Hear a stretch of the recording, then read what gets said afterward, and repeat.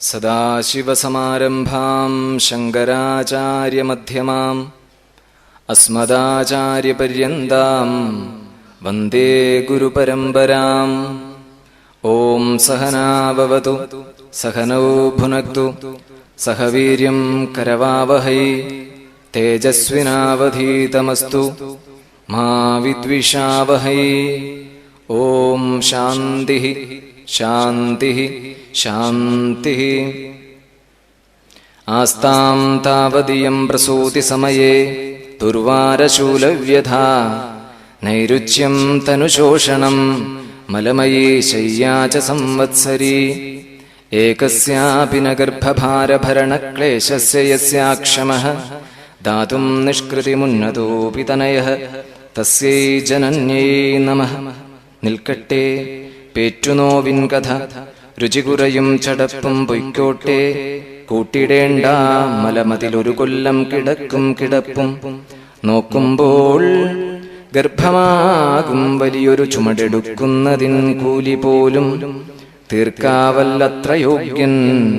മകനും അതു നിലയ്ക്കുള്ളൊരമ്മേ തൊഴുന്നേൻ. യോന്തപ്രവിശ്യ മമ വാചമിമാം പ്രസുപ്താം സഞ്ജീവയത്യഖിലശക്തിധരസ്വധാംന അന്യാം ച ഹസ്തചരണശ്രവണത്വഗാദീൻ. പ്രാണാൻ നമോ ഭഗവതേ പുരുഷായ തുഭ്യം. പ്രാണാൻ നമോ ഭഗവതേ പുരുഷായ തുഭ്യം. ഹരി ഓം ശ്രീ ഗുരുഭ്യോ നമഃ. ഹരി ഓം.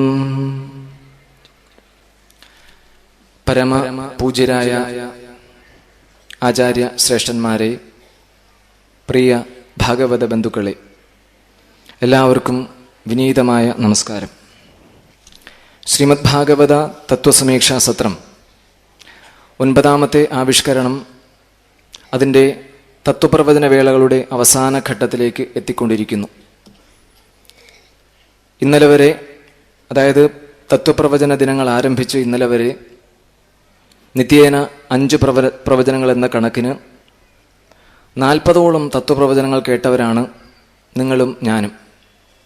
ഇതുകൂടാതെ കഴിഞ്ഞ 8 വർഷങ്ങളായി ശ്രീമദ് ഭാഗവതം എന്ന് പറയുന്ന ശ്രേഷ്ഠമായ ശാസ്ത്രത്തിൽ, അല്ലെങ്കിൽ അതിമനോഹരമായ കാവ്യത്തിൽ ഊന്നി നിന്നുകൊണ്ട് ചിരപുരാതനമായ നമ്മുടെ ധർമ്മത്തിൽ അനേക മഹർഷിമാരാവിഷ്കരിച്ച അതിശ്രേഷ്ഠവും ലോകത്തിൻ്റെ നിലനിൽപ്പിൻ്റെ അവസാന നിമിഷത്തോളം വ്യാപ്തിയുള്ളതുമായ മൂല്യങ്ങളും സിദ്ധാന്തങ്ങളും ആശയങ്ങളും ദർശനങ്ങളുമാണ് പ്രധാനമായും ഇവിടെ ചർച്ച ചെയ്തിരുന്നത്.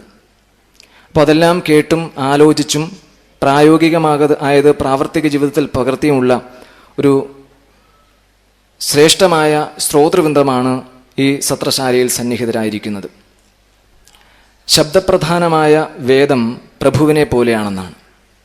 അതുപോലെയാണ് അർത്ഥപ്രധാനമായ വേദം സുഹൃത്തിനെ പോലെ, രസപ്രധാനമായ കാവ്യം കാന്തയെ ഭാര്യയെ പോലെയാണെന്നാണ്.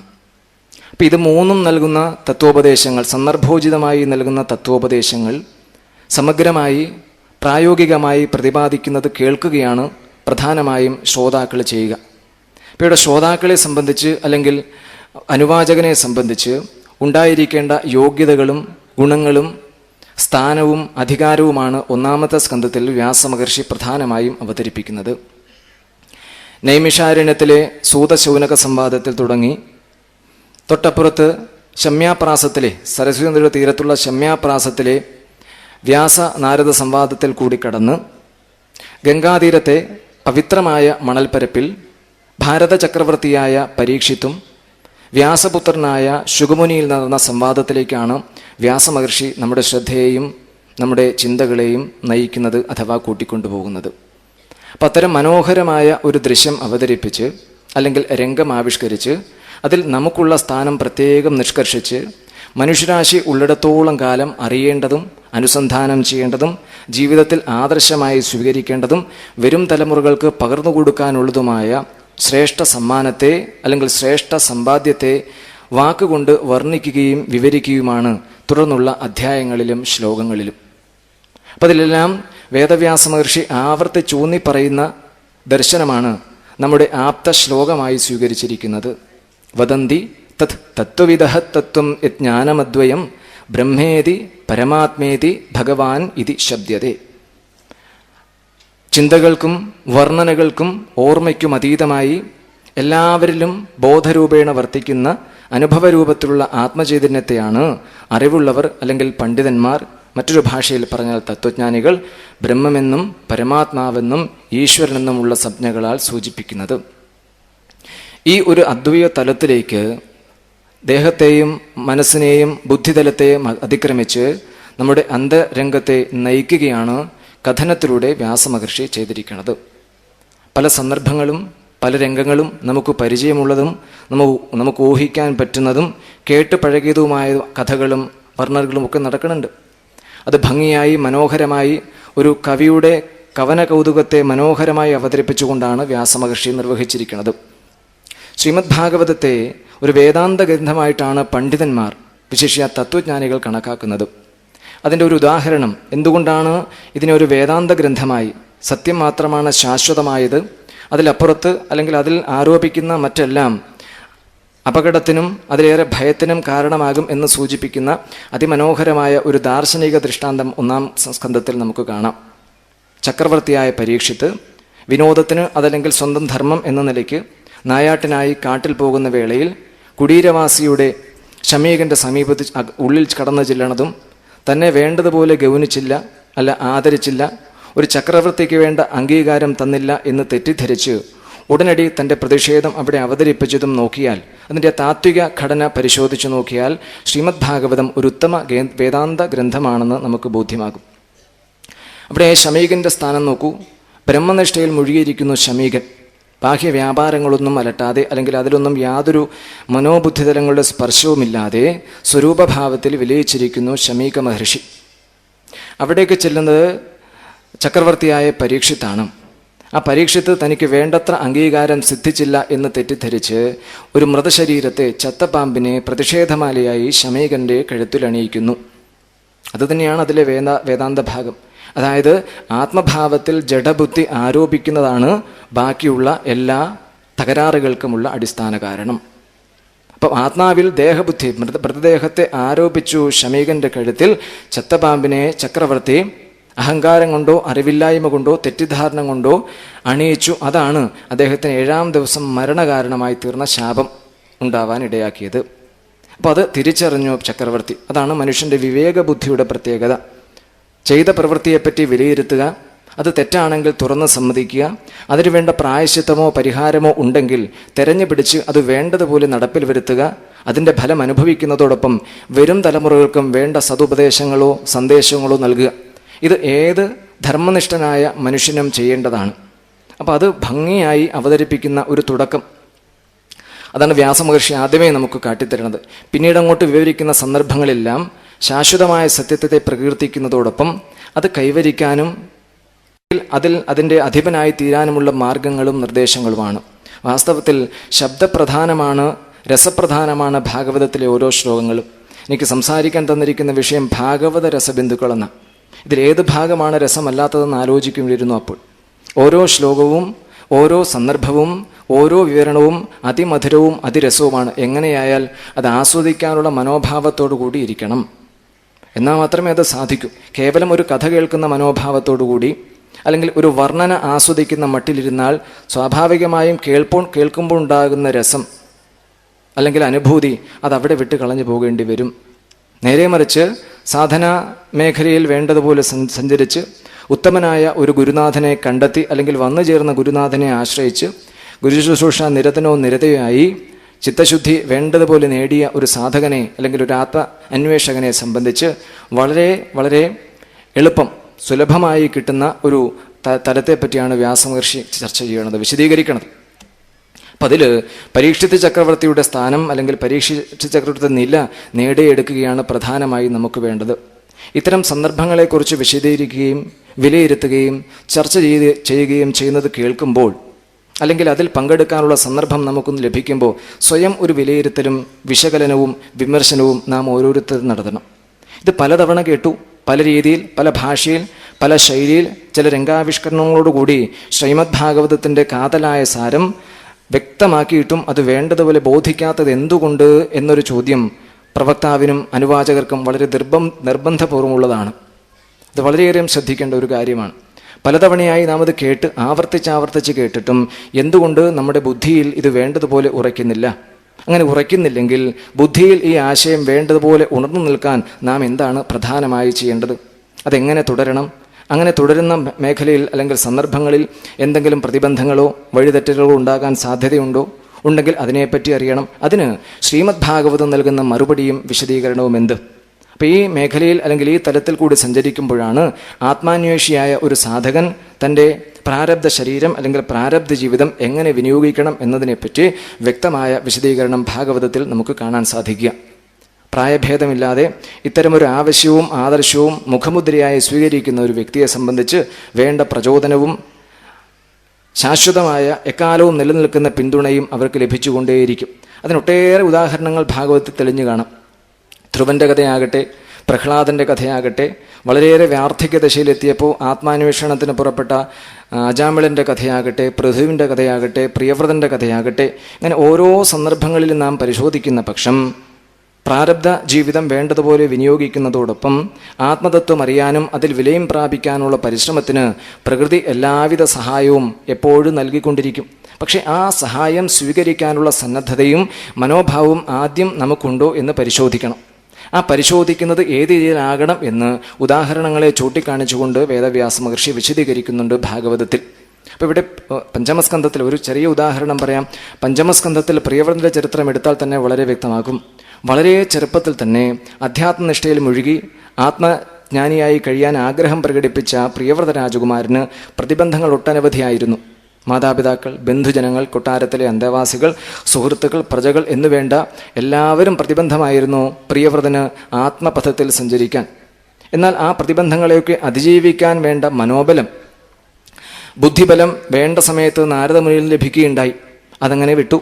പ്രിയവ്രതൻ തൻ്റെ പ്രകൃതിദത്തമായ നൈസർഗികമായ കർമ്മങ്ങളും അനുഷ്ഠാനങ്ങളും ഉത്തരവാദിത്വങ്ങളും നിർവഹിച്ചുകൊണ്ട് മുന്നേറി ഒടുവിൽ തൻ്റെ രണ്ടാം തലമുറയിൽ തനിക്ക് ശേഷം വന്ന 10 മക്കളിൽ 3 പേര് ജിജ്ഞാസുവായി അല്ലെങ്കിൽ പരിവ്രജന വൃത്തി സ്വീകരിച്ചുകൊണ്ട് സഞ്ചരിക്കാൻ ആഗ്രഹം പ്രകടിപ്പിച്ചപ്പോൾ ആ പിതാവിന് വളരെ സന്തോഷമായി. തനിക്ക് ചെറുപ്പത്തിൽ സാധിക്കാതിരുന്നത് തൻ്റെ പിൻഗാമികൾ അനുഭവിക്കുന്നത്, അവർ ലോകത്തിൻ്റെ മുമ്പിൽ ആ മാർഗത്തിൽ സഞ്ചരിക്കുന്നത് കണ്ട് ശാന്തിയോടുകൂടി ജീവിക്കാൻ ആ പിതാവ് ആഗ്രഹിച്ചു. അപ്പം അങ്ങനെയുള്ള മനുഷ്യജീവിതത്തോട് ചേർന്ന് നിൽക്കുന്ന ഒട്ടേറെ ഉദാഹരണങ്ങൾ അതിശയോക്തിയെ കൂട്ടിക്കലർത്തിക്കൊണ്ട് ശ്രീമദ് ഭാഗവതത്തിൽ അവതരിപ്പിക്കുന്നത് കാണാം. ഇങ്ങനെ ശ്രീമദ് ഭാഗവതത്തിലെ ഓരോ രംഗങ്ങളും സന്ദർഭങ്ങളും അതിലെ ഒരു കഥാപാത്രം എന്ന നിലയിൽ നാം കാണുകയോ പരിശോധിക്കുകയോ ചെയ്യാത്ത പക്ഷം ഈ ശബ്ദതരംഗങ്ങൾ ഈ അന്തരീക്ഷത്തിൽ അലയടിച്ച് അവസാനിക്കും. ഒരു ശ്രോതാവിന് വേണ്ട മുഖ്യമായ ഗുണം മുൻവിധിയില്ലാതെ, മുൻധാരണകളില്ലാതെ ശ്രദ്ധയോടുകൂടി കേൾക്കുക എന്നുള്ളതാണ്. അപ്പം ഞങ്ങൾ ഈ സത്രത്തിൻ്റെ പ്രവർത്തക വൃന്ദമായതുകൊണ്ട് പലപ്പോഴും ചുറ്റി നടന്ന് സഞ്ചരിക്കുമ്പോൾ ചിലരൊക്കെ കണ്ണടച്ചിരിക്കണത് കാണാം. ഏറെ കൂറും ഉറങ്ങുകയായിരിക്കാം. എന്നാലും ചിലരൊക്കെ നിരന്തരമായി ശ്രവണത്തിൽ വരുന്ന ചിലരൊക്കെ കണ്ണടച്ച് അതങ്ങനെ ആസ്വദിക്കുന്നത് കാണാൻ സാധിക്കും. അപ്പം നിർനിമേഷരായി യാതൊരു മുൻവിധിയുമില്ലാതെ വക്താവിൻ്റെ മുഖത്തു നിന്ന് വരുന്ന ഓരോ വാക്കുകളും മസ്തിഷ്കത്തിൻ്റെ ഉള്ളറകളിലേക്ക് നയിക്കാൻ പാകത്തിന് ശ്രദ്ധയോടും ഏകാഗ്രതയോടും കൂടി ഇരിക്കുക എന്നതാണ് ഒരു സാധകൻ അല്ലെങ്കിൽ ഒരു ശ്രോതാവ് ആദ്യം നേടേണ്ടത്. അതിന് നാം ആ ഒരു നിലയിലേക്ക് അല്ലെങ്കിൽ തലത്തിലേക്ക് എത്താൻ ഒട്ടേറെ പ്രാഥമികമായ അനുഷ്ഠാനങ്ങളോ പ്രാഥമികമായ ക്രമീകരണങ്ങളോ നടത്തേണ്ടി വരും.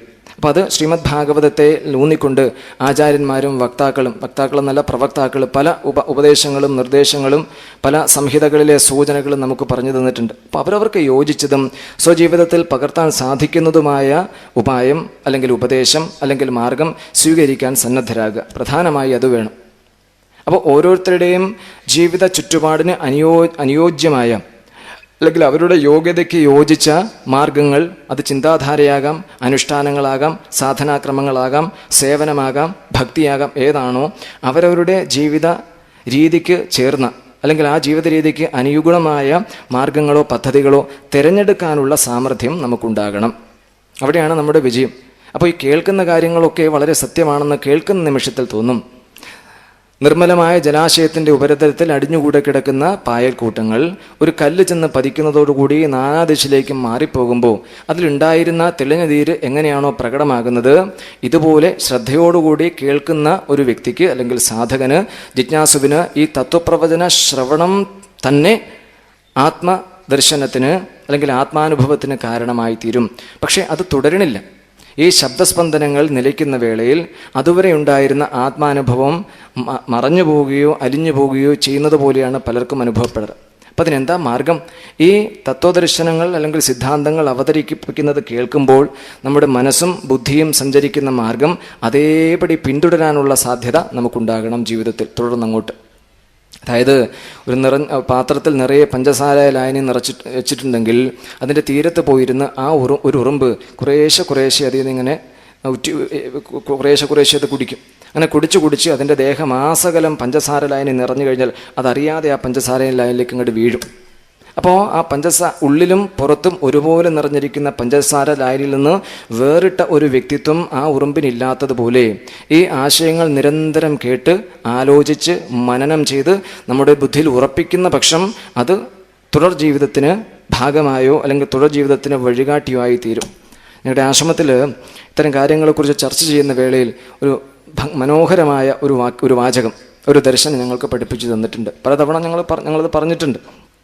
ഞാൻ ദേഹമാണെന്ന ബുദ്ധി പോലെ അവസ്ഥാത്രയ സാക്ഷിയായി കൂടസ്ഥനായിരിക്കുന്ന ബ്രഹ്മവസ്തുവിൽ സംശയ വിപര്യ സ്പർശമില്ലാതെ ഞാൻ എന്ന ബുദ്ധി സുദൃഢമായുറയ്ക്കണം. അപ്പം അമ്മിണിയമ്മ എന്ന പേര് വിളിച്ചാൽ ഈ കൂട്ടത്തിൽ ആർക്കെങ്കിലും അങ്ങനെ ഒരു പേരുള്ളവരുണ്ടെങ്കിൽ എന്നെയാണ് വിളിച്ചത് എന്ന ഉറപ്പ്, തെറ്റിദ്ധാരണയോ സംശയമോ ഇല്ലാതെ എത്രത്തോളം ഉറപ്പേറിയുണ്ടോ? യാതൊരു സംശയവുമില്ല ആ കാര്യത്തിൽ. എന്നെ തന്നെയാണ് വിളിച്ചത് എന്ന ഉറപ്പ് എത്രത്തോളമുണ്ടോ അത്രത്തോളം ഉറപ്പ്, അല്ലെങ്കിൽ അതിനേക്കാൾ ഉറപ്പ് ഞാൻ അവസ്ഥാത്രയ സാക്ഷിയായി കൂടസ്ഥനായിരിക്കുന്ന ബ്രഹ്മവസ്തുവാണെന്ന് ഉണ്ടാകണം.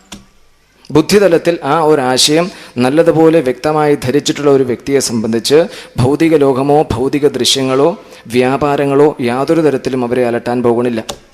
ഏതെങ്കിലും തരത്തിലുള്ള പ്രതിസന്ധികളോ പ്രതിബന്ധങ്ങളോ വന്നാൽ ഈ ആശയത്തിൽ അത് മുഴുവൻ അലിഞ്ഞു ചേർന്ന് അവരുടെ ജീവിതയാത്രയ്ക്ക് സഹായമായി തീരുമെന്നല്ലാതെ ഒരു ആത്മാന്വേഷണത്തെ സംബന്ധിച്ച്, ഒരു സാധനയെ സംബന്ധിച്ച് ഈ ദൃശ്യലോകത്തിലെ ഒരു വിഷയങ്ങളും പ്രതിബന്ധമോ പ്രതിസന്ധിയോ ആകില്ല. 2-ാമത്തെ അധ്യായത്തിൽ അതിമനോഹരമായൊരു ശ്ലോകമുണ്ട്.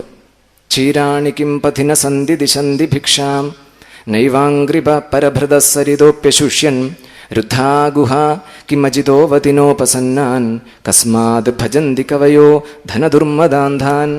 ഒരു ആത്മസാധകനെ സംബന്ധിച്ച് അല്ലെങ്കിൽ ഒരു തത്വാന്വേഷിയെ സംബന്ധിച്ച് ഈ വിശ്വകോശമൊട്ടാകെ അതിനനുകൂലമായ സാഹചര്യങ്ങൾ ഒരുക്കും എന്നല്ലാതെ ഒരിക്കലും ഒരു പ്രതിബന്ധം സൃഷ്ടിക്കാൻ പോകുന്നില്ല. അങ്ങനെ പ്രതിബന്ധമുണ്ട് എന്ന് വരിക, അങ്ങനെ ഒരു പ്രതിബന്ധമുണ്ടായി എന്നൊരു ധാരണയുണ്ടായാൽ അതിനെ ലവലേശം പോലും മനശ്ചാഞ്ചല്യമില്ലാതെ തട്ടിത്തെറിപ്പിച്ച് മുന്നേറാനുള്ള ഒരു ആഹ്വാനമാണ് ഋഷഭദേവൻ നൽകുന്നത്. ഗുരുർന സസ്യാത് സ്വജനോ ന സസ്യാത് പിതാ ന സസ്യാത് ജനനീ ന സാസ്യാത് ദൈവം ന തസ്യാത് ന പിതുശ്ച സാസ്യാത് ന മോചയേത് യസ്സമുപേത മൃത്യും. ബന്ധുജനങ്ങളോ സുഹൃത്തുക്കളോ അച്ഛനോ അമ്മയോ ഇനിയല്ല ഈശ്വരൻ തന്നെ ഈ ഒരു പഥത്തിൽ സഞ്ചരിക്കാൻ തയ്യാറായ ഒരു വ്യക്തിക്ക് പ്രതിബന്ധമായി നിന്നാൽ ഇവരെ ആരെയും ആ തലത്തിൽ ഗൗനിക്കേണ്ട എന്നാണ് പറയുന്നത്. എങ്ങനെയായാൽ അച്ഛനെയോ അമ്മയെയോ ബന്ധുജനങ്ങളെയോ സഹോദരങ്ങളെയോ ഗൗനിക്കരുത് എന്നല്ല അർത്ഥം. ആത്മപഥത്തിൽ പൂർണ്ണ വൈരാഗ്യത്തോടുകൂടി സഞ്ചരിക്കാൻ പുറപ്പെടുന്ന ഒരു സാധകനെ ചൊല്ലിയാണ് ഋഷഭൻ ഈ ഉപദേശം നമുക്ക് നൽകിയിരിക്കുന്നത്. അത് വ്യക്തമാകണം. അപ്പം നമ്മുടെ ദുർബലമായ വികാരങ്ങളെ അല്ലെങ്കിൽ ദുർബലമായ ആഗ്രഹങ്ങളെ ന്യായീകരിക്കാൻ വേണ്ടി ഭാഗവതത്തിലെയോ അല്ലെങ്കിൽ നമ്മുടെ വൈദിക സാഹിത്യ ഗ്രന്ഥങ്ങളിലെയോ ഏതെങ്കിലും ശ്ലോകം ഉദ്ധരിച്ചതുകൊണ്ട് നമുക്ക് ധർമ്മത്തിൻ്റെ പിടിയിൽ നിന്ന് രക്ഷപ്പെടാൻ സാധ്യമല്ല. ധർമ്മം എന്താണെന്ന് വ്യക്തമായി മനസ്സിലാക്കുകയും അത് യഥാവിധി ആചരിക്കുകയും ചെയ്യുമ്പോഴാണ് ഒരു സാധകൻ വിജയപഥത്തിൽ മുന്നേറുക. അപ്പോൾ അവിടെ വളരെയധികം ശ്രദ്ധിക്കേണ്ടത് കേൾക്കുക മാത്രമല്ല, കേട്ട കാര്യങ്ങൾ വേണ്ടതുപോലെ മനസ്സിലാക്കുകയും അഥവാ ഗ്രഹിക്കുകയും അത് ആദർശമായി ജീവിതത്തിൽ പ്രാവർത്തികമാക്കുകയും ചെയ്താൽ മാത്രമേ വിജയം സുസാധ്യമാകൂ. അല്ലെങ്കിൽ അതൊക്കെ നൈമിഷികമാകും. കേൾക്കുമ്പോൾ ഒക്കെ വളരെ ശരിയാണെന്ന് തോന്നും, മുദ്രാവാക്യം വിളിക്കുന്നത് പോലെ നമ്മൾ ഉറച്ചു പറയുകയും ചെയ്യും. നിങ്ങൾ ആത്മാവല്ലേ എന്ന് ചോദിച്ചാൽ തീർച്ചയായിട്ടും അതുവരെ വ്യാഖ്യാനിച്ച പഥത്തിൽ സഞ്ചരിച്ച നാം അങ്ങനെ തന്നെ സിന്ദാബ എന്ന് ഉച്ചത്തിൽ പറയും. അത് വിട്ട് ഒരു നിമിഷം മാറിയാൽ ഇതുവരെ സംസാരിച്ചതോ ചിന്തിച്ചതോ അല്ല ആലോചിച്ചതോ ഓർത്തതോ ആയ വിഷയങ്ങളുമായി യാതൊരു ബന്ധവുമില്ലാത്ത തരത്തിൽ പെരുമാറുകയും ചെയ്യും. അപ്പോൾ ഈ ശബ്ദസ്പന്ദനങ്ങളൊക്കെ നമ്മുടെ കർണപുടങ്ങൾക്ക് പുറത്ത് അലയടിച്ചു. താത്കാലികമായ ഒരു ചെറിയ അനുഭൂതി നമ്മുടെ ഉള്ളിൽ എങ്ങനെയോ ഉണ്ടായി എന്നതൊഴിച്ചാൽ നിരന്തര ശ്രവണം നിതാന്ത ജാഗ്രതയോടുകൂടി ഇല്ലാത്ത പക്ഷം അത് വെള്ളത്തിൽ വരച്ച വര പോലെ അവശേഷിക്കും, നിലനിൽക്കും. അപ്പോൾ ആ കാര്യങ്ങൾ വേണ്ടതുപോലെ ഗ്രഹിക്കുക, ഒരു ആചാര്യൻ്റെ സമീപത്ത് നിന്നത് കാര്യങ്ങൾ വേണ്ടതുപോലെ മനസ്സിലാക്കുക, സത്യസന്ധതയോടും സമർപ്പണ ബുദ്ധിയോടും കൂടി ജീവിക്കുക എന്നൊരു നിർദ്ദേശവും കൂടി ഇതിൻ്റെ പിന്നാലെ നാം പാലിക്കേണ്ടതുണ്ട്. അപ്പം എന്ത് കാര്യം കേൾക്കുമ്പോഴും അത് ഉടനടി ബുദ്ധിതലത്തിൽ ഗ്രഹിക്കാൻ പറ്റിയ പാരമ്യത സാധക ജീവിതത്തിൽ മുന്നേറാത്തത് കൊണ്ട് എല്ലാവർക്കും ഉണ്ടായിക്കൊള്ളണമെന്നില്ല. ലോകം നൽകുന്ന സമ്മാനങ്ങളും സംഭാവനകളും ദുരന്തങ്ങളുമൊക്കെ കേട്ടും അനുഭവിച്ചും അതിൽ പങ്കെടുത്തും സഞ്ചരിക്കുന്ന നമുക്ക് എപ്പോഴും ഈ ഒരു ആശയത്തെ, ശ്രേഷ്ഠമായ തത്വത്തെ മുന്നിൽ നിർത്തിക്കൊണ്ട് ജീവിക്കാൻ സാധിച്ചു എന്ന് വരില്ല. അപ്പോൾ എന്താ വഴി? അത്തരം സന്ദർഭങ്ങളിൽ മനസ്സിന് അല്പം ആശ്വാസം, ബുദ്ധിയിൽ ഈ കാര്യങ്ങൾ ഓർത്തുവയ്ക്കാനുള്ള എന്തെങ്കിലും നിർദ്ദേശങ്ങൾ അഥവാ സൂചനകൾ, മുൻകാലങ്ങളിൽ ഇതുമാതിരി എന്തെങ്കിലും സന്ദർഭങ്ങൾ മനുഷ്യനുണ്ടായിട്ടുണ്ടെങ്കിൽ ആ രംഗങ്ങളിൽ ഇടപെട്ട മനുഷ്യൻ എങ്ങനെ അതിനെ നേരിട്ടു, അതിൻ്റെ പരിണിതഫലം എന്തായിരുന്നു, ഇതുപോലെ നമുക്ക് ഈ കാലഘട്ടത്തിൽ, വർത്തമാന കാലഘട്ടത്തിൽ എന്തെങ്കിലും സാധ്യതകളുണ്ടോ എന്നുകൂടി തുടർ വിചിന്തനത്തിന് വിധേയമാകാത്ത പക്ഷം ഇത്തരം സത്സംഗങ്ങളോ കൂട്ടായ്മകളോ സത്രശാലകളുടെ നമ്മുടെ സാന്നിധ്യമോ വേണ്ടത്ര ഗുണമോ പ്രയോജനമോ ഉണ്ടാക്കില്ല. അപ്പോൾ സാധാരണക്കാരെ സംബന്ധിച്ച് അവരുടെ ജീവിതം ശരിയായ ദിശയിൽ നയിക്കുന്നതിനും പ്രകൃതിയുമായി അഥവാ ലോകവുമായി പൊരുത്തപ്പെട്ട് ഇണങ്ങിക്കഴിയാൻ അവരുടെ അന്തരംഗത്തെ പ്രാപ്തമാക്കുന്നതിന് വേണ്ടിയുള്ള സതുപദേശങ്ങളും സൂചനകളും ഭാഗവതത്തിലുടനീളം നമ്മെ നയിക്കുമ്പോൾ ശാശ്വതമായ സത്യത്തെപ്പറ്റി പറയുന്നതിനും വ്യാസമഹർഷി ഒട്ടും അമാന്തം കാണിച്ചിട്ടില്ല. ഓരോ സന്ദർഭവും ഓരോ കഥയും അതിമനോഹരമായി ഒരു കവിയുടെ ഭാവനാ ചതുരതയോടുകൂടി അവതരിപ്പിച്ചതിന് ശേഷം അതിൻ്റെ ശാശ്വതമായ സത്ത അല്ലെങ്കിൽ കാതൽ, അതിൻ്റെ തത്വം വളരെ വ്യക്തമാക്കുന്നതിലും വ്യാസമഹർഷി സ്തുതിയായിട്ടോ അല്ല ഒരു ആത്മഗതമായിട്ടോ അല്ല ഒരു പ്രാർത്ഥനയായിട്ടോ അവതരിപ്പിക്കുന്നത് കാണാം. കപില മഹർഷിയും ദേവഹൂതിയും തമ്മിലുള്ള സംവാദം. ആ കപില മഹർഷി ആത്മതത്വങ്ങളും ജീവിതപാഠങ്ങളും ഒരുപോലെ സമന്വയിപ്പിച്ചുകൊണ്ട് ജ്ഞാനത്തെയും കർമ്മത്തെയും ഭക്തിയെയും യോഗത്തെയും മാർഗങ്ങളായി അവതരിപ്പിച്ചുകൊണ്ട് അതിശ്രേഷ്ഠമായ തത്വസിദ്ധാന്തങ്ങൾ ആവിഷ്കരിക്കുമ്പോഴും അതിൻ്റെ ഉള്ളിൽ രസപ്രദമായ മൂല്യവത്തായ സന്ദേശങ്ങൾ പെറുക്കിയെടുത്ത് സ്വാംശീകരിക്കാൻ പലപ്പോഴും നമുക്ക് സാധിച്ചു എന്ന് വരില്ല. അപ്പം നിരന്തരമായ ശ്രവണം, സത്സംഗം എന്ന് പറയുന്നത് തൻ്റെ ഉള്ളിലെ സദ്ഭാവത്തോടുള്ള നിരന്തരമായ സാമീപ്യം, നിരന്തരമായ ഇടപെടൽ, അതാണ് ശ്രേഷ്ഠമായ സത്സംഗം. അതിനുവേണ്ടി നമ്മെ പ്രാപ്തരാക്കുന്ന, നമ്മെ തയ്യാറാക്കുന്ന, വേണ്ടി വന്നാൽ നിർബന്ധിക്കുന്നവയാണ് ബാഹ്യലോകത്തുള്ള സജ്ജനങ്ങളുമായുള്ള ഇടപെടലുകൾ. വാസ്തവത്തിൽ ആത്മസാക്ഷാത്കാരത്തിനുള്ള പാതയിൽ സഞ്ചരിക്കുന്ന ആദ്യം ഒരാൾ വിശ്വസിക്കേണ്ടതും ഉറയ്ക്കേണ്ടതും സ്വന്തം അന്തരാത്മാവിനെ പറ്റിയാണ്. ആ ഒരു വിശ്വാസവും ആ ഒരു ബോധവും ആ ഒരു ഉറപ്പുമില്ലാത്തിടത്തോളം കാലം എത്ര കാലം സഞ്ചരിച്ചാലും ശങ്കരൻ ഈസ് അഗെയിൻ ഓൺ. എന്ത് കാര്യം കേൾക്കുമ്പോഴും നമുക്ക് പെട്ടെന്ന് എഴുതിയെടുക്കണം. കണ്ടിട്ടുണ്ട് പലരും. അത് തെറ്റാണെന്നോ കുറ്റമാണെന്നോ പറയുകയല്ല, വാസ്തു ശ്രദ്ധിക്കാം. അങ്ങനെ എഴുതുന്ന വേളയിൽ വക്താവ് പറയണത് കേൾക്കില്ല. നമ്മൾ എഴുതുന്നതിനേക്കാൾ വേഗതയിൽ വക്താവ് സംസാരിക്കുമ്പോൾ ഒരു വാചകമോ ഒരു വാക്കോ ഒരു ശ്ലോകം എഴുതി കഴിയുമ്പോഴേക്ക് വാചകങ്ങൾ കഴിഞ്ഞിരിക്കും, വാക്യങ്ങൾ കഴിഞ്ഞിരിക്കും. അപ്പം നമ്മുടെ ശ്രദ്ധ അത് ശ്രദ്ധിക്കണം, എഴുതാൻ ശ്രദ്ധിക്കണം, ആകെ ചപലമാകും. അപ്പം അതുകൊണ്ട് പലരും ചെയ്യണത് കണ്ടിട്ടുണ്ട്. ശ്രദ്ധയോടുകൂടി കണ്ണടച്ചിരുന്ന് കേൾക്കുക. കേൾക്കുന്ന സമയത്ത് അത് ഇങ്ങനെ വക്താവിൻ്റെ തപപ്രഭാവം കൊണ്ടോ അറിവ് കൊണ്ടോ പാണ്ഡിത്യം കൊണ്ടോ വചനത്തിലുള്ള പ്രയോഗത്തിലുള്ള ചാതുര്യം കൊണ്ടോ ആ വാക്ശകലങ്ങളോ ശ്ലോകങ്ങളോ ഉദ്ധരണികളോ സസൂക്ഷ്മമായി മസ്തിഷ്കത്തിൻ്റെ ഉള്ളറകളിലേക്ക് കടന്നു ചെല്ലും.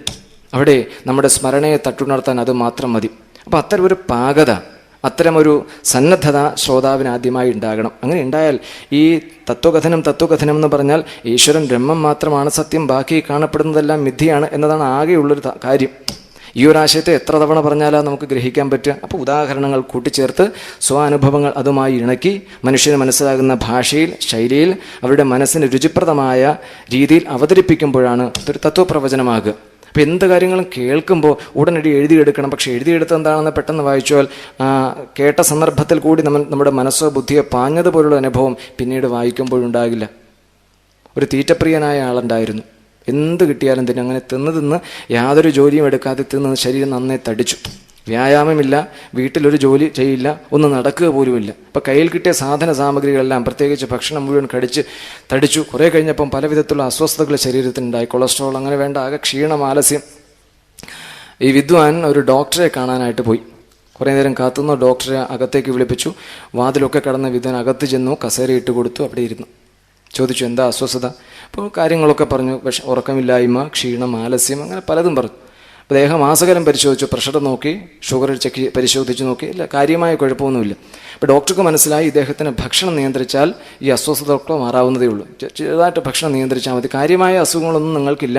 പിന്നെ നിങ്ങളിപ്പോൾ കഴിക്കുന്ന ഭക്ഷണക്രമം ഒന്ന് കുറച്ച് കാലത്തേക്ക് ക്രമീകരിച്ചാൽ ഈ രോഗങ്ങളൊക്കെ മാറും. പക്ഷേ ഡോക്ടർ അങ്ങനെ പറഞ്ഞിട്ട് ആൾക്കൊരു വിശ്വാസമില്ല. ഏതെങ്കിലും ഡോക്ടർ ഇങ്ങനെ പറഞ്ഞാൽ നമ്മൾ സമ്മതിക്കും? ഏതെങ്കിലും ഒരു വൈദ്യനെ കണ്ടാൽ ഉടനടി മരുന്നിൻ്റെ ഒരു നീണ്ട ലിസ്റ്റാണ് നമ്മൾ പ്രതീക്ഷിക്കുക.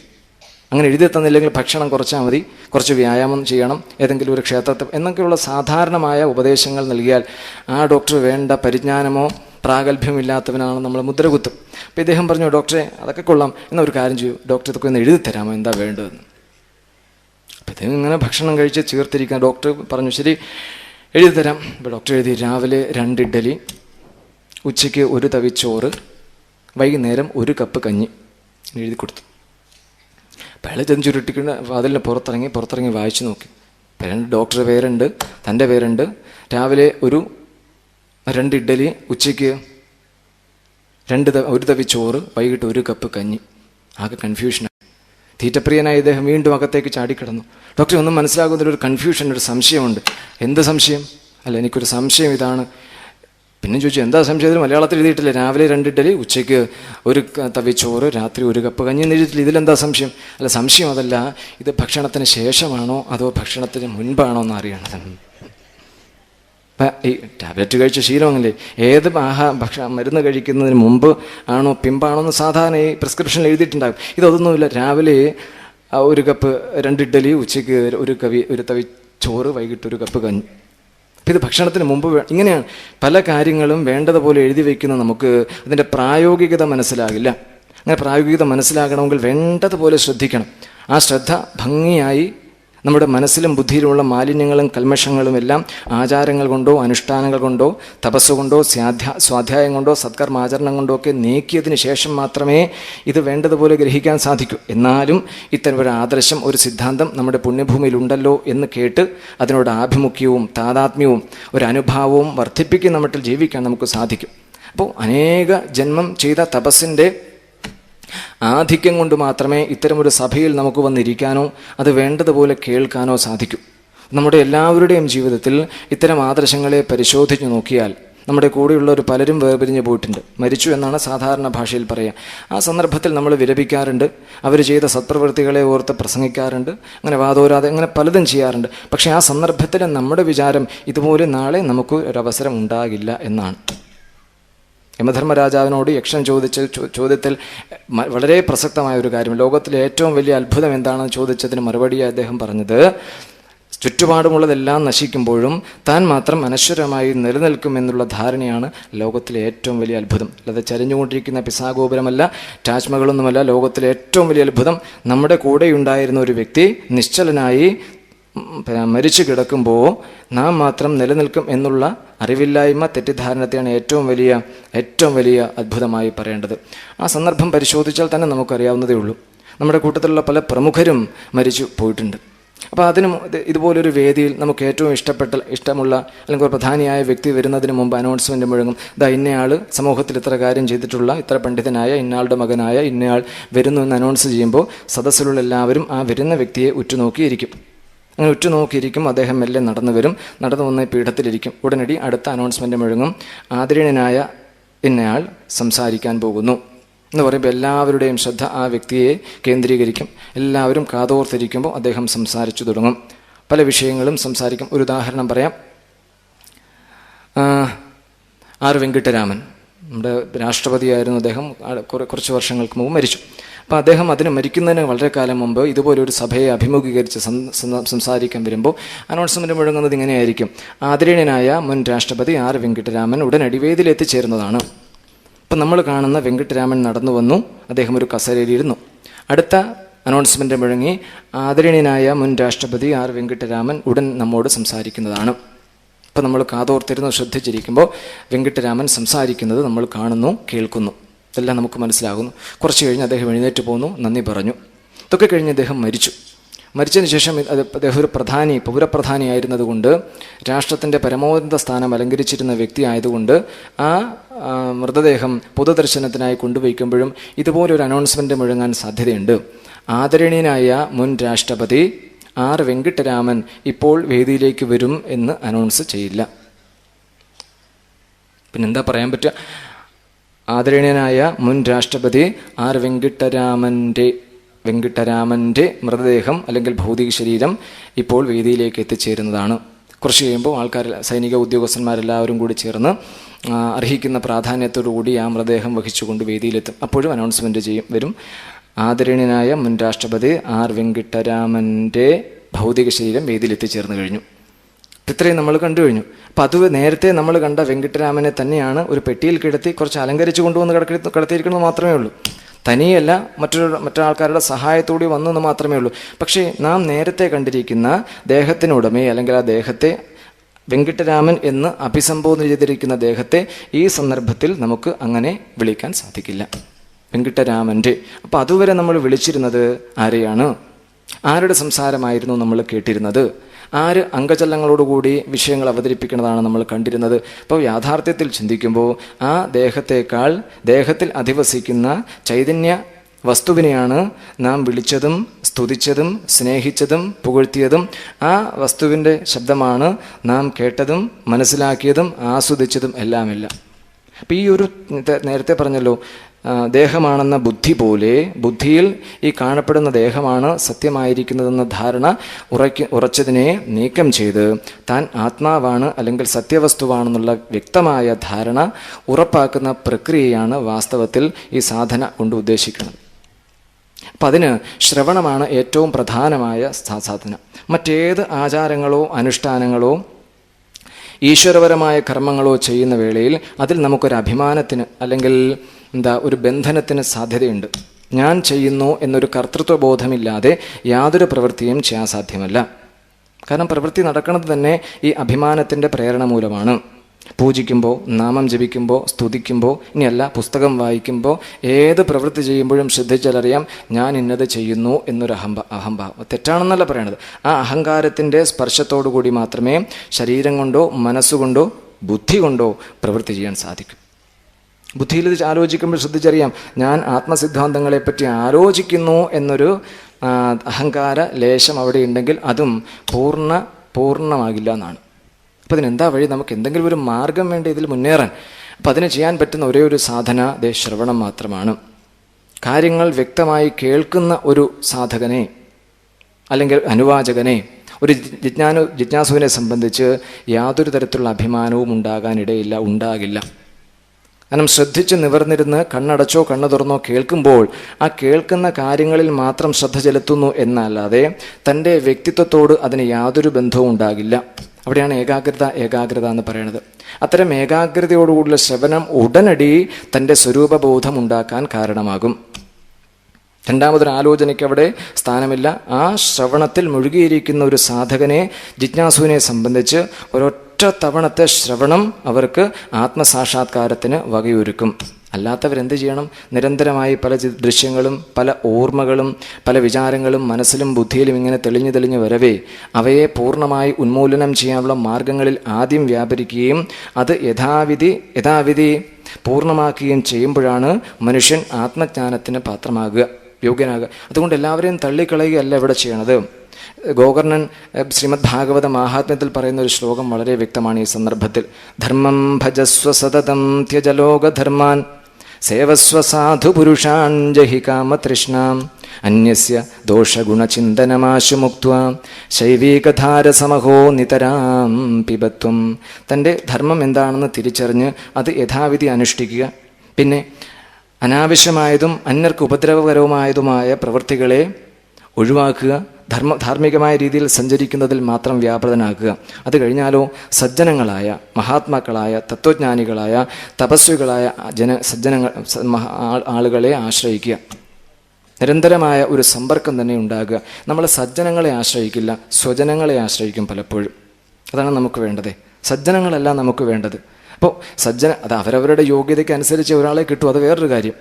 ഓരോരുത്തരുടെയും യോഗ്യതയ്ക്കും സ്ഥാനത്തിനും യോജിച്ച ഒരു ഗുരുവിനെ അല്ലെങ്കിൽ ആചാര്യനെ, മാർഗദർശിയെ മാത്രമേ ഓരോരുത്തരും കിട്ടൂ. അതുകൊണ്ട് ഗുരുവിനെ അന്വേഷിക്കുന്നതിനേക്കാൾ ഉപരി ഓരോരുത്തരും സ്വയം അത്തരമൊരു ശ്രേഷ്ഠതലത്തിലേക്ക് എത്താനുള്ള പാകത അല്ലെങ്കിൽ യോഗ്യത നേടിയെടുക്കുക. അതിനെന്തു വേണം? ധർമ്മം ഭജസ്വ സതതം ത്യജലോകധർമാൻ സേവസ്വ സാധു പുരുഷാൻ ജഹി കാമതൃഷ്ണാം അന്യസ്യ ദോഷഗുണചിന്തനമാശുമുക്ത്വ ശൈവീകധാരസമഹോ നിതരാം പിബത്വം. ഇനിയോ ആഗ്രഹങ്ങളെ വെടിഞ്ഞുകൊണ്ട് ആർക്കാ ജീവിക്കാൻ പറ്റുക? ആഗ്രഹങ്ങളില്ലാതെ നമുക്ക് മുന്നോട്ട് ജീവിക്കാൻ പറ്റുക? അപ്പം അതൊക്കെ സമയാസമയങ്ങളിൽ ഉണ്ടാകുമ്പോൾ ഇനി വീണ്ടും അത് ആവർത്തിക്കാതിരിക്കാൻ ഇട കൊടുക്കരുത്. അങ്ങനെയാണ്. പ്രകൃതിയുടെ പ്രേരണ കൊണ്ടോ പാരമ്പര്യജന്യമായ സ്വഭാവം കൊണ്ടോ ഇഹലോകത്തിലെ നമ്മുടെ പരിചയം കൊണ്ടോ ഉണ്ടാകുന്ന ആവശ്യങ്ങൾ അല്ലെങ്കിൽ ആഗ്രഹങ്ങൾ, കർമ്മവാസന പ്രേരണകൾ യഥാവിധി ശീലിക്കുക, അതനുഷ്ഠിക്കുക. ഈ പാടത്ത് വളം ചെയ്ത് വിത്ത് വിതയ്ക്കുമ്പോൾ അത് വീണ്ടും നല്ല വിളയുണ്ടാക്കും. അപ്പോൾ വളം ചെയ്യുന്നില്ല എന്ന് വന്നാൽ പിന്നീട് വിതച്ച വിള വളമായി തീരും, അത് ലയിച്ചു ചേരും. ഇതുപോലെ വീണ്ടും ആഗ്രഹങ്ങൾ ഉണ്ടാകാത്ത മട്ടിലേക്ക് മനസ്സിനെ ഉയർത്തുക എന്നതാണ് നാം ശ്രദ്ധിക്കേണ്ട മറ്റൊരു കാര്യം. അപ്പോൾ 5ാം ക്ലാസ്സിൽ പഠിക്കേണ്ടത് എന്തിനാ എന്ന് ചോദിച്ചാൽ വളരെ പെട്ടെന്ന് നമുക്ക് ഉത്തരമുണ്ടാകും, 6ലേക്ക് എത്താനാണ്. പക്ഷെ അതിന് മറ്റൊരു മറുപടി ഉണ്ട്. ഇനി ഒരിക്കലും 5ാം ക്ലാസ്സിൽ പഠിക്കാതിരിക്കാനാണ് 5ാം ക്ലാസ്സിൽ പഠിക്കുന്നത്. ആ പാഠങ്ങളൊന്നും പിന്നീട് ആവർത്തിക്കണില്ല. ഇതുപോലെ ഈശ്വര ദർശനത്തിന് വേണ്ടി അല്ലെങ്കിൽ സത്യസാക്ഷാത്കാരത്തിന് വേണ്ടി പരിശ്രമിക്കുന്ന നാം ചെയ്യുന്ന കർമ്മങ്ങൾ യഥാവിധിയായാൽ, 5ാം ക്ലാസ്സിലെ പാഠങ്ങൾ വേണ്ട തരത്തിൽ പഠിച്ചാൽ, അതിൽ പ്രാവീണ്യം നേടിയാൽ പിന്നീട് അത് പഠിക്കേണ്ടി വരില്ല. പക്ഷേ പലപ്പോഴും ചെയ്ത കർമ്മങ്ങൾ വീണ്ടും അനുഷ്ഠിക്കേണ്ടി വരുന്നത് എന്തുകൊണ്ട്? അത് വേണ്ട വിധത്തിൽ യഥാവിധി ചെയ്യാത്തത് കൊണ്ട് വീണ്ടും അത് ചെയ്യേണ്ടി വരുന്നു. അങ്ങനെ നിരന്തരം കർമ്മമേഖലയിലേക്ക് നാം നയിക്കപ്പെടുന്നു. അതുകൊണ്ട് കാമനകളെ വേണ്ടതുപോലെ നിയന്ത്രിക്കാനുള്ള ബുദ്ധിബലം മനുഷ്യൻ സമാർജിക്കുക. പിന്നീട് അന്യന്മാരുടെ ഗുണദോഷങ്ങളെക്കുറിച്ചുള്ള വിചിന്തനം, അത് വലിയൊരു ദോഷമാണ്. ഇപ്പോൾ നമ്മൾ തത്വശ്രവണത്തിന് പോയാൽ തന്നെ അവിടെ ഒരു വിചിന്തനം നടത്തും. പ്രഭാഷകന്മാരെക്കുറിച്ച്, പ്രവക്താക്കളെക്കുറിച്ച്, ശ്രോതാക്കളെക്കുറിച്ച്, സംഘാടകരെക്കുറിച്ചുള്ള ഒരു വിലയിരുത്തൽ നടത്തുന്നവരെ ചൊല്ലിയും ഇത് സാധ്യമല്ലെന്നാണ് പറയുന്നത്. ഇന്നയാളുടെ പ്രഭാഷണം നന്നായിരുന്നു, അതിൽ കൂടുതൽ നർമ്മകഥകളുണ്ടായിരുന്നു, അല്ല കൂടുതൽ ആത്മദ്യോതകമായിരുന്നു, ഇനി അതുമല്ല ഉദാഹരണങ്ങൾ ഒട്ടേറെ പറഞ്ഞിരുന്നു, മനോഹരമായിരുന്നു, ശ്രുതിമധുരമായിരുന്നു, ഇങ്ങനെ പുകഴ്ത്തിയും വിലയിരുത്തിയും വിമർശിച്ചും കഴിഞ്ഞുകൂടുമെന്നല്ലാതെ അതിലെ സാരം ഗ്രഹിക്കാൻ, എങ്ങനെ പരമഹംസ പദവിയിലേക്ക് ഉയരുന്ന ഒരു ശീലം സ്വീകരിക്കാൻ, പാലും വെള്ളവും കൂടി കലർത്തി വച്ചിരിക്കുന്ന മിശ്രിതത്തിൽ നിന്ന് പാലിൻ്റെ സത്ത് മാത്രം സ്വാംശീകരിക്കാൻ ഒരു അന്നത്തിന് സാധിക്കുന്നത് പോലെ ഗുണദോഷ സമ്മിശ്രമായ കഥനങ്ങൾ അവതരിപ്പിക്കുന്ന ഒരു സഭയിൽ ചെന്നിരുന്ന് കേൾക്കുന്നതിൽ നിന്ന് വേണ്ടത് എന്താണെന്ന് തിരിച്ചറിയാനും അത് തിരഞ്ഞെടുക്കാനും പലപ്പോഴും നമുക്ക് സാധിക്കാതെ പോകുന്നു. അതുകൊണ്ട് വീണ്ടും വീണ്ടും ഇത് ആവർത്തിക്കേണ്ടി വരുന്നു. അപ്പോൾ അത് തെറ്റാണെന്നോ അത് ചെയ്യരുത് എന്നൊരു നിർബന്ധമല്ല ഇവിടെ പറയണത്. നാം സ്വയം വിമർശനത്തിന് വിധേയമാക്കുകയാണ്. ആരെ? നമ്മെ തന്നെ. ഇപ്പം ഞാനും നിങ്ങളും എല്ലാവരും ശ്രീമദ് ഭാഗവത തത്വസമീക്ഷാ സത്രത്തിൻ്റെ സന്താനങ്ങളാണ്. ആ നിലയിൽ ഇവിടെ പങ്കെടുക്കുന്നവരും ഇവിടെ പെരുമാറുന്നവരും ഇതിൽ പല മേഖലയിൽ പങ്കാളികളാകുന്നവരുമൊക്കെ ശ്രേഷ്ഠമായ ഒരു ആദർശത്തെയും ഒരു ആശയത്തെയും പ്രതിനിധീകരിച്ചുകൊണ്ട് ജീവിക്കുന്നവരാണ്. നമുക്ക് എക്കാലവും നമ്മുടെ ജീവിതം മുന്നോട്ട് നയിക്കണമെങ്കിൽ, അത് ശാശ്വതമായ പ്രതിഷ്ഠ ഈ ഭൂമുഖത്തുണ്ടാക്കണമെങ്കിൽ അതിന് തത്വത്തിൻ്റെ ശക്തമായ അടിത്തറയുണ്ടാകണം. ഏതൊരു പ്രസ്ഥാനവും ഏതൊരു സ്ഥാപനവും ദീർഘകാലം ശോഭയോടുകൂടി നിലനിൽക്കണമെങ്കിൽ അതിന് വ്യക്തികളെക്കാൾ കൂടുതൽ തത്വങ്ങളെയാണ് മുറുകെ പിടിക്കേണ്ടത്. ശാസ്ത്രീയമായ തത്വചിന്തകളെ മുറുകെ പിടിച്ചുകൊണ്ട് മുന്നേറുന്ന ഒരു പ്രസ്ഥാനവും ഒരു സംസ്കൃതിയും ഒരു സംവിധാനവും തകർന്നടിയില്ല. മനുഷ്യൻ്റെ ബുദ്ധിക്കും യുക്തിക്കും സ്വീകാര്യമാകുന്ന മട്ടിൽ ഗുണദോഷ വിചിന്തനപൂർവകം ദേശകാലോചിതമായി ആവിഷ്കരിക്കുന്നതിന് മാത്രമേ ഭാരതീയർ ശാസ്ത്രം എന്ന് അംഗീകരിക്കാറുള്ളൂ. അത്തരം ശാസ്ത്രസമ്മതവും അനുഭവസിദ്ധവുമായ സന്ദേശങ്ങൾ ഭാരത സംസ്കൃതിയിൽ ആവശ്യത്തോളം ഉള്ളതുകൊണ്ടാണ് ഇത്രയും കാലമായിട്ട് മങ്ങലേൽക്കാതെ ലോകജനതയൊട്ടാകെ ആകർഷിച്ചുകൊണ്ട് നിലനിൽക്കുന്നത്.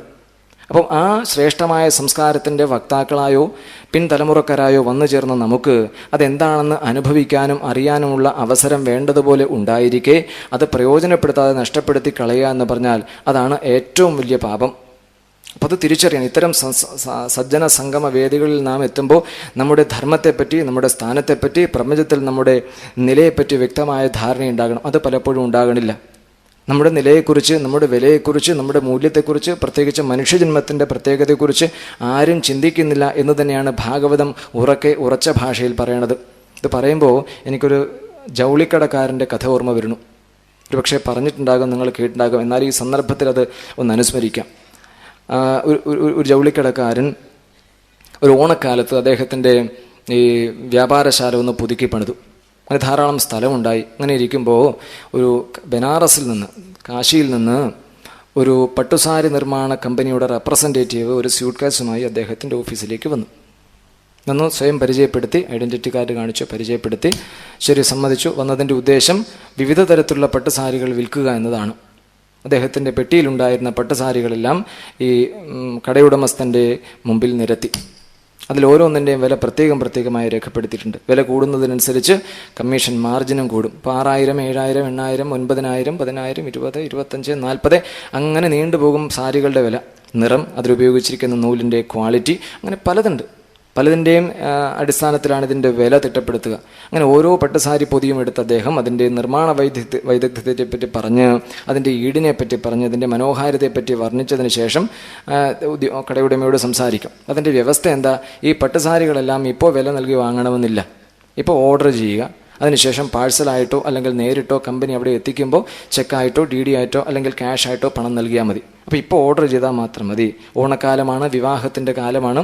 മാത്രമല്ല ഷോറൂമിൽ ധാരാളം സ്ഥലമുള്ളത് കൊണ്ട് ഉടനെ അദ്ദേഹം ഷോറൂമിൽ നിൽക്കുന്ന സെയിൽസ്മാനെ വിളിച്ചു, കാര്യം പറഞ്ഞു. എത്രത്തോളം സ്റ്റോക്ക് നമ്മുടെ കയ്യിലുണ്ട്, ഇനി എത്ര ആവശ്യമുണ്ട്, സാഹചര്യങ്ങളുടെ പ്രാധാന്യം കണക്കിലെടുത്ത് എത്രത്തോളം വേണമെന്ന് അറിയിക്കാൻ പറഞ്ഞു അയച്ചപ്പോൾ റെപ്രസെൻറ്റേറ്റീവിന് മനസ്സിലായി ഇവിടെ എന്തായാലും കച്ചവടം കുറച്ച് നടക്കും. അത് ബോധ്യമായി.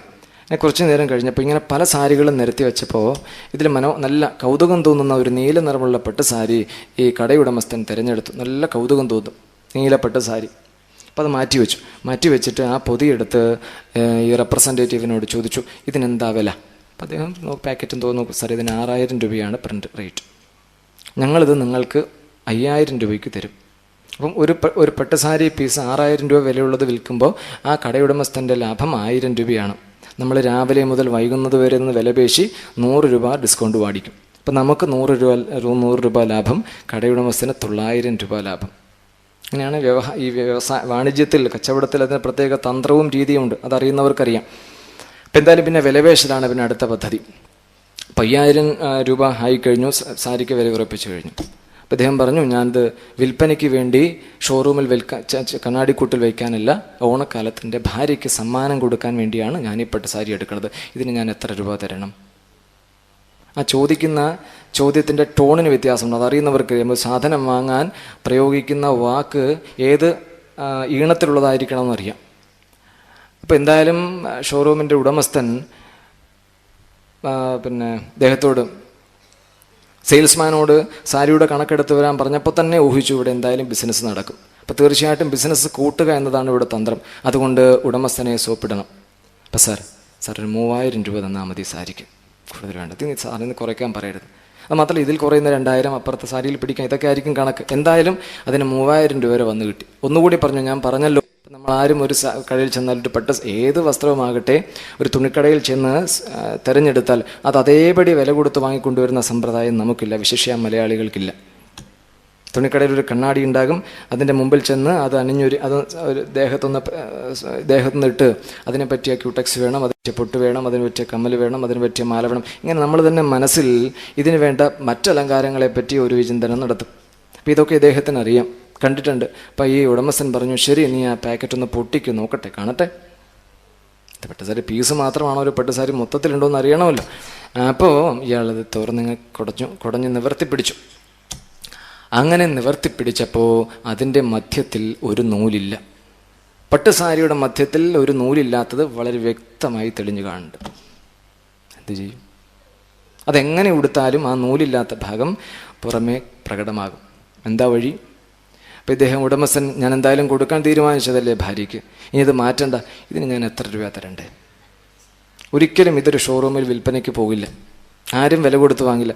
ഒരു നൂല് പോയിട്ട് ഒരു ചുളിഞ്ഞാൽ നമ്മൾ വാങ്ങില്ല, പിന്നെ അല്ലേ ഒരു നൂല് കുറഞ്ഞാൽ, അതും പട്ടുസാരിയാണെന്ന് ഓർക്കണം. ആ പട്ടുസാരിയിലെ ഒരു നൂലിൻ്റെ കുറവ് അവിടെ ഇങ്ങനെ എടുത്തു കാണിച്ചു. അദ്ദേഹം, സാർ ഇതെന്തായാലും ഡാമേജിൻ്റെ കൂട്ടത്തിലേ പോകും, ഞാൻ ഡാമേജ് എന്ന് എഴുതാം, ഇത് വിൽപ്പനയ്ക്ക് പറ്റില്ല. സാർ ഒരു കാര്യം ചെയ്യൂ, 500 രൂപ തന്നാൽ മതി, വഴിച്ചെലവിനൊരു 500 രൂപ തന്നാൽ മതി. അപ്പോൾ ആ പാക്കറ്റ് പൊട്ടിക്കുന്നത് വരെ അവസാനം വിലയുറപ്പിച്ചത് 2500 രൂപയാണ്. അത് കഴിഞ്ഞ് അത് നിവർത്തി പിടിച്ചപ്പോൾ അതിൽ ഒരു നൂല് കുറഞ്ഞപ്പോൾ അതിൻ്റെ വില 500 താഴ്ന്നു. വ്യത്യാസം 2500 നിന്ന് 500 കുറച്ചാൽ വ്യത്യാസം 2000 രൂപയാണ്. എന്തുകൊണ്ട്? ഒരു നൂല് കുറഞ്ഞതാണ് 2000 രൂപ ആ സാരിക്ക് മൊത്തത്തിൽ കുറയാൻ കാരണമാക്കിയത്. ഈ ഒരു നൂലിന് 2000 രൂപയുടെ വിലയുണ്ടോ? 2500 വില തീർച്ചപ്പെടുത്തിയ ഒരു സാരി തുറന്നപ്പോൾ അതിൽ ഒരു നൂല് കുറഞ്ഞപ്പോൾ അതിന് 500 താണു എങ്കിൽ, ആ സാരിയുടെ മൊത്തത്തിലുള്ള വില 500 താഴ്ന്നുവെങ്കിൽ, ആ വില താഴ്ത്തലിന് കാരണമായ ആ ഒരു നൂലിന് 2000 ഉണ്ട് എന്ന് നമുക്ക് സമർത്ഥിക്കാൻ ഒരിക്കലും പറ്റില്ല. 2000 രൂപ പോയിട്ട് 2000 പൈസ വിലയുണ്ടായില്ല. പക്ഷേ ആ ഒരു നൂലിൻ്റെ കുറവ് ആ സാരിയുടെ വിലയെ തരം താഴ്ത്തി. നേരത്തെ പറഞ്ഞു, നമുക്ക് നമ്മുടെ പ്രപഞ്ചത്തിലുള്ള വിലയും മൂല്യവും സ്ഥാനവും അറിയാത്തതിന് തുല്യമാണ് ഈ നൂലിൻ്റെ കുറവ് നാം കണക്കാക്കേണ്ടത്. ആ ഒരു നൂലില്ലായ്മയാണ് അതിൻ്റെ വില കുറച്ചത്. ഇതുപോലെ നമുക്ക് ഓരോരുത്തർക്കും ഈ പ്രപഞ്ചത്തിൽ വ്യക്തമായ സ്ഥാനം, വ്യക്തമായ ധർമ്മം, വ്യക്തമായ ചുമതല, വ്യക്തമായ തീരുമാനങ്ങൾ, വ്യക്തമായ സ്വാതന്ത്ര്യം, വ്യക്തമായ ലക്ഷ്യം, വ്യക്തമായ ആദർശമുണ്ട്. അത് തിരിച്ചറിയാനുള്ള വിശേഷബുദ്ധി മനുഷ്യനുണ്ടായിട്ടും അത് വിനിയോഗിക്കാത്തതാണ് ഏറ്റവും വലിയ പോരായ്മ. ഇങ്ങനെ ഓരോരുത്തരും സ്വന്തം ധർമ്മം എന്താണെന്ന് തിരിച്ചറിയാതെ ജീവിച്ചാൽ ഉണ്ടാകുന്ന വിടവുകൾ തലമുറകളോളം നീണ്ടു നിൽക്കും. അതാണ് നാം ചിന്തിക്കേണ്ടത്. നാം ഓരോരുത്തരും സ്വന്തം ധർമ്മത്തിൽ നിന്ന് പിൻവാങ്ങുമ്പോൾ പ്രകൃതി ഏൽപ്പിച്ചിരിക്കുന്നതോ നാം ഏറ്റെടുത്തതോ അല്ല പാരമ്പര്യ രീതിയിൽ നമുക്ക് വന്നു ചേർന്നതോ ആയ ചുമതലകളുടെ മർമ്മം വേണ്ടതുപോലെ തിരിച്ചറിഞ്ഞ് അത് നിർവഹിക്കാത്ത പക്ഷം ഈ പിന്മാറ്റം ഇതുപോലെയുള്ള ധാരാളം വിടവുകൾ നമ്മുടെ കുടുംബജീവിതത്തിൽ, നമ്മുടെ സാമൂഹിക ജീവിതത്തിൽ, നമ്മുടെ രാഷ്ട്ര ജീവിതത്തിൽ, വിശേഷ്യ ഈ വിശ്വത്തിലുണ്ടാകും. അപ്പം അതുണ്ടാകാതിരിക്കണമെങ്കിൽ മനുഷ്യന് ഇതര ജീവജാലങ്ങളെ പോലെയല്ല, സ്വന്തം വ്യക്തിത്വം എന്താണെന്ന് തിരിച്ചറിയാനുള്ള ഉപകരണം, ആയുധം നമുക്ക് ജഗദീശ്വരൻ പ്രത്യേക അനുഗ്രഹമായി തന്നിട്ടുണ്ട്. സൃഷ്ടിജാലത്തിലെ ഏറ്റവും ഇളം തലമുറയിൽപ്പെട്ടവരാണ് മനുഷ്യൻ, ഏറ്റവും അവസാനത്തേതാണ്. ആ മനുഷ്യൻ ഈ വിശ്വത്തെ ഒട്ടാകെ നിയന്ത്രിക്കുന്നു എങ്കിൽ അതവൻ്റെ ബുദ്ധി സാമർഥ്യം മാത്രമാണ്. ആ ബുദ്ധിയെ ശരിയായ ദിശയിൽ നയിക്കാനും പ്രകൃതിയുടെ വിധാനങ്ങളെക്കുറിച്ച് മനസ്സിലാക്കി അതിന് യോജിച്ച ഇണങ്ങുന്ന മട്ടിൽ ജീവിക്കാനുമുള്ള നിർബന്ധങ്ങളും നിർദ്ദേശങ്ങളും ഭാരതീയ വൈദിക ദർശനങ്ങൾ നൽകുന്നതോടൊപ്പം ഇത്തരം യാത്രയുടെ ആത്യന്തിക നേട്ടമെന്ത്, ഇത് എവിടെ ചെന്ന് അവസാനിക്കും, ആ അവസാനിക്കുന്ന സ്ഥലത്തെ അനുഭവമെന്ത് എന്ന് സമഗ്രമായി പ്രതിപാദിക്കുന്ന ഒരു സാഹിത്യ സംസ്കാരമാണ് ഭാരതത്തിനുള്ളത്. അപ്പോൾ അത് വേണ്ടതുപോലെ മനസ്സിലാക്കാനുള്ളൊരു സന്നദ്ധതയാണ് പ്രധാനമായും നാം ആദ്യം രൂപീകരിക്കേണ്ടത്. ശ്രീമദ് ഭാഗവതത്തിൽ അനേക ഉദാഹരണങ്ങളും അനേക നിർദ്ദേശങ്ങളും അനേക തരത്തിൽ അതിശയോക്തിയെ കൂട്ടിക്കലർത്തിക്കൊണ്ടുള്ള അവതരണങ്ങളുമെല്ലാം മനുഷ്യൻ്റെ ബുദ്ധിയെ വേണ്ടതുപോലെ സംസ്കരിക്കാനുള്ള, സംശുദ്ധമാക്കാനുള്ള, സന്മാർഗദീപ്തമാക്കാനുള്ള നിർബന്ധങ്ങളും പ്രബോധനങ്ങളുമാണ്. അത് ആ നിലയിൽ തന്നെ നാം കണക്കാക്കുമ്പോഴേ ശ്രീമദ് ഭാഗവതം എന്ന് പറയുന്നത് തത്വസമീക്ഷണം അല്ലെങ്കിൽ വിചാരസത്രമായി തീരുകയുള്ളൂ. കേൾക്കുക മാത്രമല്ല, ആദ്യത്തെ പടിയാണ് ശ്രവണം. നിങ്ങൾക്ക് എല്ലാവർക്കും അറിയാം ആ കാര്യത്തെപ്പറ്റി. ആദ്യം നമ്മൾ കേൾക്കണു, ശരി. ആ കേട്ട കാര്യങ്ങളെ നമ്മുടെ മനസ്സിൽ സ്പന്ദിപ്പിക്കാനുള്ള ഒരു സന്നദ്ധത, അല്ലെങ്കിൽ ബുദ്ധിയിൽ നിലനിർത്താനുള്ള ഒരു വ്യഗ്രത, ഇതും കൂടി അനുബന്ധമായി നമുക്കില്ല എങ്കിൽ നേരത്തെ പറഞ്ഞു ശബ്ദസ്പന്ദനങ്ങൾ ഇവിടെ തന്നെ അലയടിച്ച് അവസാനിക്കും. അപ്പോൾ ഇവിടെ നിന്ന് കേൾക്കുന്ന സിദ്ധാന്തങ്ങളെ, വിഷയങ്ങളെ, വസ്തുതാപരമായ വ്യാഖ്യാനങ്ങളെ, ആത്മദർശനങ്ങളെ അതേപടി ശിഷ്ടജീവിതത്തിൽ പ്രാവർത്തികമാക്കണമെങ്കിൽ അതിനൊത്തവണ്ണം നമ്മുടെ മനസ്സും നമ്മുടെ ബുദ്ധിയും പവിത്രമാക്കണം, സന്നദ്ധമാകണം. അതിനുവേണ്ട പരിശീലന പ്രക്രിയകളോ പദ്ധതികളോ കൂടി അനുബന്ധമായി ഉണ്ടെങ്കിൽ മാത്രമേ സാധാരണ നിലയിൽ ജീവിക്കുന്നവർക്ക് ശരിയായ ദിശാബോധമോ ജീവിതത്തിൽ ലക്ഷ്യത്തിലേക്ക് എത്താനുള്ള പ്രചോദനമോ ഉണ്ടാകൂ. അപ്പം അത്തരത്തിലുള്ള ഒരു സമീപനവും കൂടി ശ്രീമദ് ഭാഗവതത്തിൽ അല്ലെങ്കിൽ ശ്രീമദ് ഭാഗവത തത്വസമീക്ഷാ സത്രത്തിൽ നാം നടത്തുമ്പോൾ മാത്രമേ അന്വർത്ഥമാകൂ ഇത്തരം പ്രക്രിയകൾ. പൂജ്യ സ്വാമിജി ആദ്യന്തം ആവർത്തിച്ച് ആഹ്വാനം ചെയ്യുന്നതും നിർബന്ധിക്കുന്നതും ഇത്തരമൊരു ആത്യന്തിക തലത്തെപ്പറ്റിയാണ്. പക്ഷേ ആ ആത്യന്തിക തലത്തെപ്പറ്റി പരാമർശിക്കുന്നത് കേൾക്കുമ്പോൾ യാഥാർത്ഥ്യമാണ് എന്ന് തോന്നുന്ന ഭക്തജനങ്ങൾക്ക് അത് തുടർന്ന് അതിനുശേഷമോ അതിന് പിന്നാലെയോ വരുന്ന സന്ദർഭങ്ങളിൽ അത്തരം ഒരു ദർശനത്തെ മുൻനിർത്തിക്കൊണ്ട് ജീവിക്കാൻ സാധിക്കുന്നുണ്ടോ എന്ന രണ്ടാമതൊരു സംശയം പിന്നാലെ വരും. ബഹുഭൂരിപക്ഷം വരുന്ന ശ്രോതാക്കളും ഇത് കേവലം ഒരു കഥനമായോ അല്ലെങ്കിൽ ഒരു പ്രോഗ്രാം, ഒരു പരിപാടിയായോ കാണുന്നത് വിട്ട് സാധനാ രീതിയിൽ ഈ ഒരു സംവിധാനത്തെ സമീപിക്കുകയും അതിനുവേണ്ട ബാഹ്യമായ സംവിധാനങ്ങളിൽ പങ്കുചേരുകയും ചെയ്യുമ്പോൾ മാത്രമേ ഇത് അന്വർത്ഥമാകൂ. അപ്പം അതുകൊണ്ട് ശ്രീമദ് ഭാഗവതത്തിൽ ആദ്യന്തം പ്രതിപാദിക്കുന്ന ആത്മരസം നുകരാനാണ് നമുക്ക് താല്പര്യമെങ്കിൽ, അവിടെയാണ് അവിടെ ആ ഒരു ചെറിയ പ്രശ്നം. താല്പര്യം ആത്മദർശനത്തിനാണ് താല്പര്യമെങ്കിൽ അതിനൊത്ത പ്രോത്സാഹനവും നിർദ്ദേശവും വേണ്ടതുപോലെ കിട്ടും. നിറഞ്ഞ് നമ്മുടെ മനസ്സിലും നമ്മുടെ ബുദ്ധിയിലും ജന്മം കൊണ്ടോ അല്ലെങ്കിൽ കർമ്മം കൊണ്ടോ പാരമ്പര്യ നിർബന്ധം കൊണ്ടോ വന്നു ചേർന്നിരിക്കുന്ന മാലിന്യങ്ങൾ ഒന്നൊന്നായി നീങ്ങി സംശുദ്ധമാകും. ഒരു ശില്പി വിഗ്രഹം നിർമ്മിക്കുന്നത് പോലെ പരമാത്മ സ്വഭാവം, പരമാത്മ സ്വരൂപം സ്വായത്തമാകും. സഹജമായി അത് അനുഭൂതി തലത്തിൽ ബോധ്യപ്പെടും. എന്താ ശില്പി വിഗ്രഹം നിർമ്മിക്കുക എന്ന് പറഞ്ഞാൽ? പ്രത്യേകിച്ച് യാതൊരു പരിചരണവുമില്ലാതെ, ആരും ശ്രദ്ധിക്കാതെ, ആരും സ്തുതിക്കാതെ കിടന്നിരുന്ന ഒരു ശിലയെ ശില്പി തൻ്റെ പരിചയം കൊണ്ടോ പരിശീലനം കൊണ്ടോ അല്ല, ഏകാഗ്രതയോടുകൂടിയുള്ള പ്രവർത്തനം കൊണ്ടോ ത്യാഗസന്നദ്ധത കൊണ്ടോ ഒരു വിഗ്രഹമായി രൂപപ്പെടുത്തി കഴിയുമ്പോൾ നമുക്കതിനോട് ആദരവും വിധേയത്വവും കൂറും കടപ്പാടും ഒക്കെ ഉണ്ടാകും. പക്ഷെ അതിനു മുൻപ് തന്നെ ആ ശിലയ്ക്കുള്ളിൽ ആ വിഗ്രഹം വിലയം പ്രാപിച്ചിരുന്നു. ആ സ്വരൂപ ബോധത്തിന്, അല്ലെങ്കിൽ ആ ഉദാഹരണത്തെ കോട്ട് ചെയ്ത് പറഞ്ഞാൽ, ആ ശിലയ്ക്കുള്ളുണ്ടായിരുന്ന വിഗ്രഹത്തെ ഗോചരമാക്കുന്നതിന് വേണ്ടി ആ ശില്പി നടത്തിയ പ്രവൃത്തിയാണ് വാസ്തവത്തിൽ നാം ചെയ്യേണ്ടത്. ഈശ്വരാനുഭവത്തിന് വിരുദ്ധമായി അല്ലെങ്കിൽ സത്യ ദർശനത്തിന് പ്രതികൂലമായി നമ്മിൽ തന്നെ നിലനിൽക്കുന്ന വിപരീത ഘടകങ്ങളെ തിരഞ്ഞെടുക്കുകയും അതിനെ ശാസ്ത്രത്തിൻ്റെ സഹായത്തോടുകൂടി നീക്കം ചെയ്യുന്ന തുടർ പ്രക്രിയ ഉണ്ടായാൽ മാത്രമേ പരീക്ഷത്തിന് 7ാമത്തെ ദിവസം സിദ്ധിച്ച പരമപദ പ്രാപ്തി നമുക്ക് സാമാന്യ ജനങ്ങൾക്കുണ്ടാകൂ. പരീക്ഷിത് ചക്രവർത്തി 7 ദിവസം ശ്രദ്ധയോടുകൂടി കേൾക്കാനായി സന്നദ്ധനായി. അതിനുവേണ്ട ബാഹ്യ സാഹചര്യങ്ങൾ അദ്ദേഹം ഒരുക്കി. ഭക്ഷണത്തിലോ മറ്റ് വ്യവഹാരങ്ങളിലോ ഒന്നും തൽപരനാകാതെ അവധൂത പരമഹംസനായ ശുഗമുനിയുടെ ഓരോ വാക്കുകളും അദ്ദേഹത്തിൻ്റെ ഉള്ളിൽ ജന്മാന്തരങ്ങളായി അല്ലെങ്കിൽ പാരമ്പര്യം അനുശാസിക്കുന്ന മട്ടിലുണ്ടായ വിപരീത വശങ്ങളെ നീക്കം ചെയ്യാൻ പര്യാപ്തങ്ങളായിരുന്നു. അത്ര തീഷ്ണവും തീവ്രവുമായ വാക്കുകൾ, ആശയങ്ങൾ അല്ല, നിർബന്ധങ്ങൾ ചെലുത്താൻ, അതും പരീക്ഷത്തിൽ ചെലുത്താൻ ശുഗമുനിക്ക് സാധിച്ചു. അപ്പോൾ ശുഗബ്രഹ്മർഷിയുടെ മുമ്പിലിരിക്കുന്ന പരീക്ഷിത് ചക്രവർത്തിയായിരുന്ന പരീക്ഷത്തിന് നേരത്തെ പറഞ്ഞതുപോലുള്ള യാതൊരു മുൻവിധിയും ഉണ്ടായിരുന്നില്ല. തന്നേക്കാൾ വളരെയധികം പ്രായം കുറഞ്ഞ ശുഗബ്രഹ്മർഷിയാണല്ലോ ഈ ഭാഗവത തത്വങ്ങൾ എൻ്റെ മുമ്പിൽ അവതരിപ്പിക്കുന്നത് എന്നൊരു നിസ്സാരത പരീക്ഷത്തിലുണ്ടായിരുന്നില്ല. ഞാൻ ഭൗതിക സുഖങ്ങളുടെ ഔന്നത്യത്തിൽ വിരാജിച്ചിരുന്ന ഒരു ചക്രവർത്തിയായിരുന്നു എന്നൊരു ഓർമ്മ അദ്ദേഹത്തിനില്ല. ശ്രീകൃഷ്ണൻ്റെ പ്രത്യക്ഷ അനുഗ്രഹത്തിന് ഗർഭത്തിലിരിക്കുമ്പോൾ തന്നെ ഭാതൃഭൂതനായവനാണ് ഞാൻ എന്നൊരു അഭിമാനം പരീക്ഷിത് ചക്രവർത്തിക്കുണ്ടായിരുന്നില്ല. ഉന്നത കുലജാതനും അഭ്യസ്ത വിദ്യനുമായിരുന്നു താൻ എന്നൊരു അഭിമാനമോ അഹങ്കാരമോ പരീക്ഷത്തിനുണ്ടായില്ല.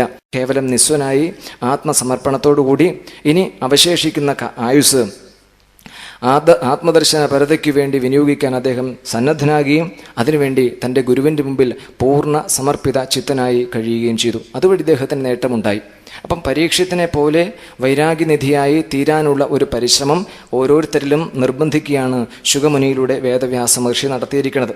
അപ്പം അതുപോലെ ഒരു നിലവാരം, ഒരു തലം നമുക്കുണ്ടാകാൻ സാധിക്കുമോ അല്ലെങ്കിൽ സാധിക്കുമോ സാധ്യതയുണ്ടോ എന്നൊരു സംശയമോ ഒരു ചോദ്യമോ എങ്കിലും 9ാമത് തവണ കഴിയുമ്പോൾ നിങ്ങളുടെ ഉള്ളിലുണ്ടാകണം. ഇനി സത്യസന്ധമായ ഒരു ചോദ്യം ചോദിച്ചാൽ, നമ്മുടെ കുടുംബത്തിലുള്ളവരോ നമ്മുടെ സഹജീവികളോ നമ്മുടെ രക്തബന്ധത്തിൽപ്പെട്ടവരോ അല്ല വിവാഹബന്ധത്തിൽ ഉൾക്കൊള്ളുന്നവരോ നമ്മുടെ പരിചയത്തിൽപ്പെട്ടോ ആരെങ്കിലും ഇത്തരം പൂർണ്ണസമയ സാധനയ്ക്ക് വേണ്ടി പരീക്ഷത്തിനെ പോലെ അല്ലെങ്കിൽ പ്രഹ്ലാദനെ പോലെ പ്രിയവ്രതനെ പോലെ ധ്രുവനെ പോലെ ആത്മദർശനത്തിനു വേണ്ടി വാസ്തവ സത്യഗ്രഹണത്തിന് വേണ്ടി തൻ്റെ ചുറ്റുപാടുകളെ ബോധപൂർവം ഉപേക്ഷിക്കാൻ സന്നദ്ധനായാൽ ഇത്രയും കാര്യങ്ങൾ അറിയാവുന്ന നാം അതിനെ പ്രോത്സാഹിപ്പിക്കുകയാണോ അതോ നിരുത്സാഹപ്പെടുത്തുകയാണോ ചെയ്യുക? കാര്യങ്ങളൊക്കെ നമുക്ക് ധാരാളം അറിയാം.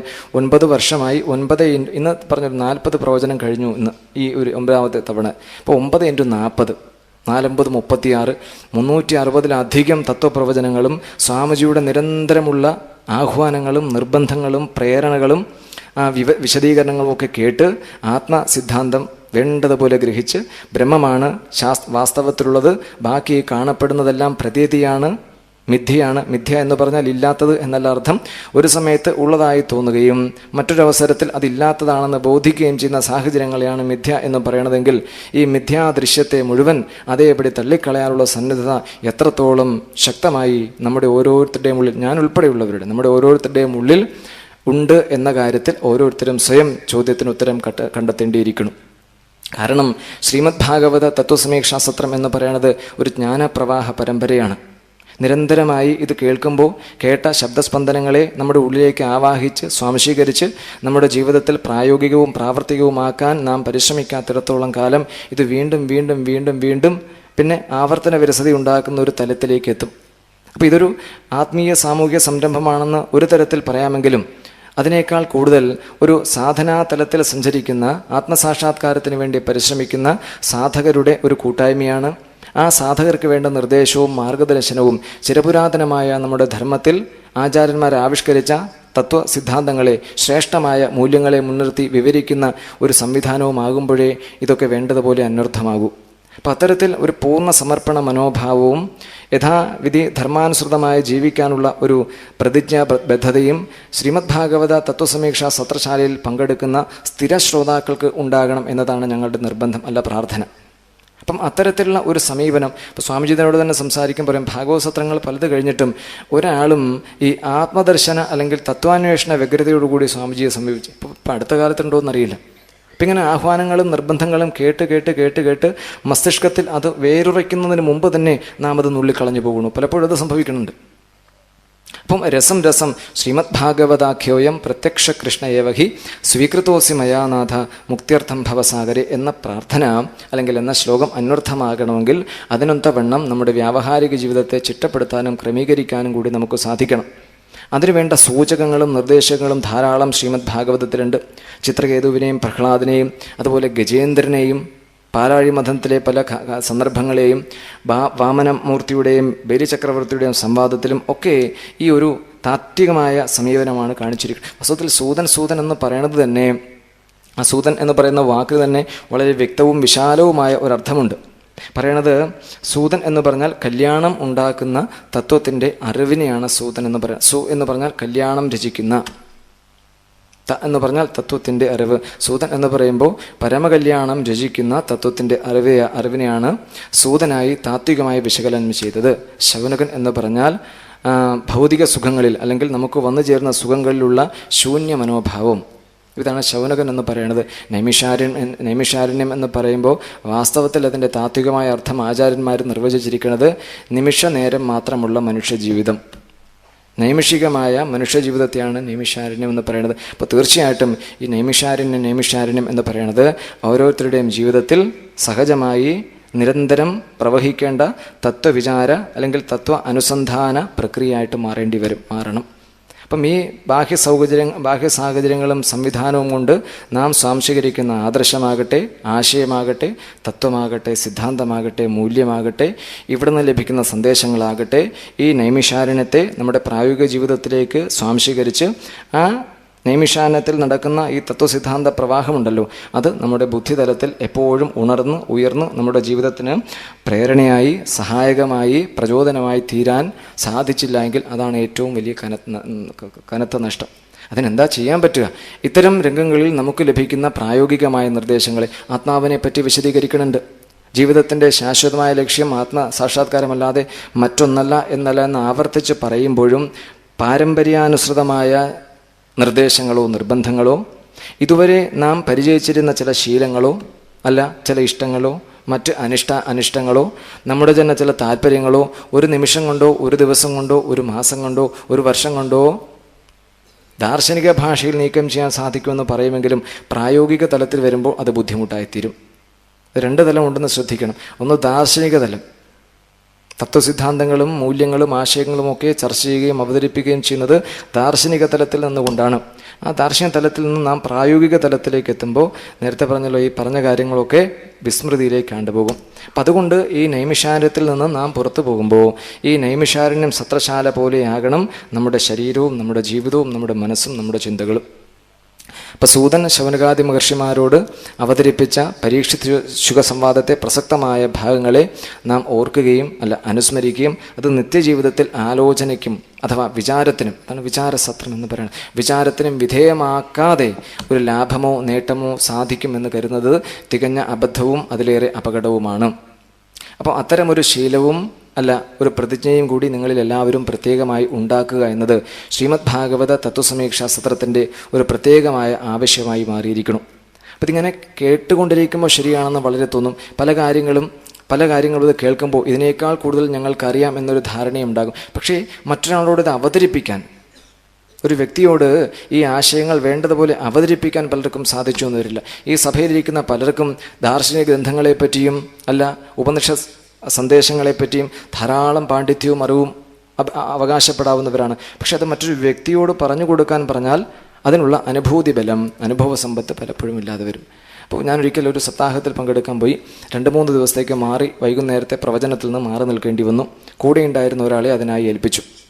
അപ്പോൾ ഈ ഭാഗവതം വായിക്കുക എന്ന് പറയുന്നത് വളരെ എളുപ്പമുള്ള കാര്യമാണെന്ന് തോന്നാമെങ്കിലും കുറച്ച് പരിശീലനമെങ്കിൽ അത് സാധിക്കും. പക്ഷെ അതുപോലെയല്ല ഒരു സഭയോട് സംസാരിക്കുക എന്ന് പറയണത്. തൻ്റെ അറിവിലും അനുഭവത്തിലും പരിചയത്തിലും പെട്ട കാര്യങ്ങൾ ശ്രോതാവിൽ അല്ലെങ്കിൽ അനുവാചകനിൽ ഗ്രഹിപ്പിക്കണമെങ്കിൽ അതിന് ഈശ്വരാനുഗ്രഹമോ അല്ലെങ്കിൽ ഗുരുവനുഗ്രഹമോ ഒക്കെ വേണമെന്ന് പറയാം. പക്ഷേ ചില ബുദ്ധിമാന്മാർ അങ്ങനെയും വീഴില്ല. അപ്പോൾ ഇദ്ദേഹത്തോട് ഒരു 3 ദിവസത്തെ പ്രവചനത്തിന് വേണ്ടി നിർദ്ദേശിച്ചു. ഒന്ന് നരസിംഹാവതാരം, ഇനിയൊന്ന് കൃഷ്ണാവതാരം, 3-ാമത് രുക്മിണീ സ്വയംവരം. അപ്പോൾ ഇതുപോലെ നിറഞ്ഞൊരു സഭയുണ്ട് മുമ്പിൽ.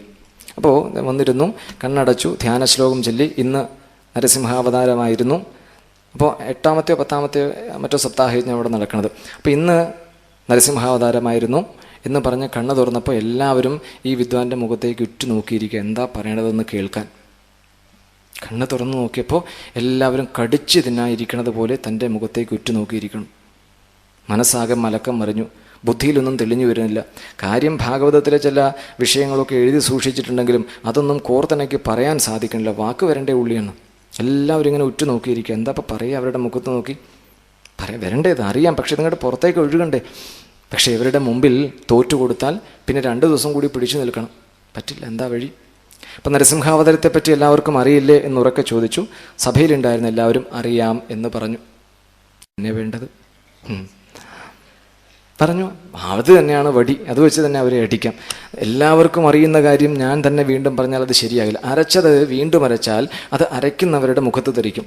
അതുകൊണ്ട് എല്ലാവർക്കും നരസിംഹാവതാരത്തെപ്പറ്റി അറിയാവുന്നതുകൊണ്ട് ഞാനിതൊന്നും നിങ്ങളോട് സംസാരിക്കുന്നില്ല. നന്ദി, നമസ്കാരം. അന്ന് രക്ഷപ്പെട്ടു. പിറ്റേ ദിവസം കൃഷ്ണാവതാരം. ഈ ശ്രോതാക്കൾ കരുതി കൂട്ടി തന്നെ വന്നു, ഇങ്ങനെ കൊണ്ട് പറയിപ്പിച്ചിട്ട് തന്നെ കാര്യം ഉറപ്പിച്ചു. പിറ്റേ ദിവസം വന്നു, കൃഷ്ണാവതാര കീർത്തനങ്ങളൊക്കെ ചൊല്ലി സഭയൊന്ന് ഉദ്ബുദ്ധരാക്കിയതിനു ശേഷം ഇന്ന് കൃഷ്ണാവതാരമായിരുന്നു, എല്ലാവർക്കും കൃഷ്ണാവതാരത്തെ പറ്റി അറിയില്ലേ എന്ന് ചോദിച്ചു.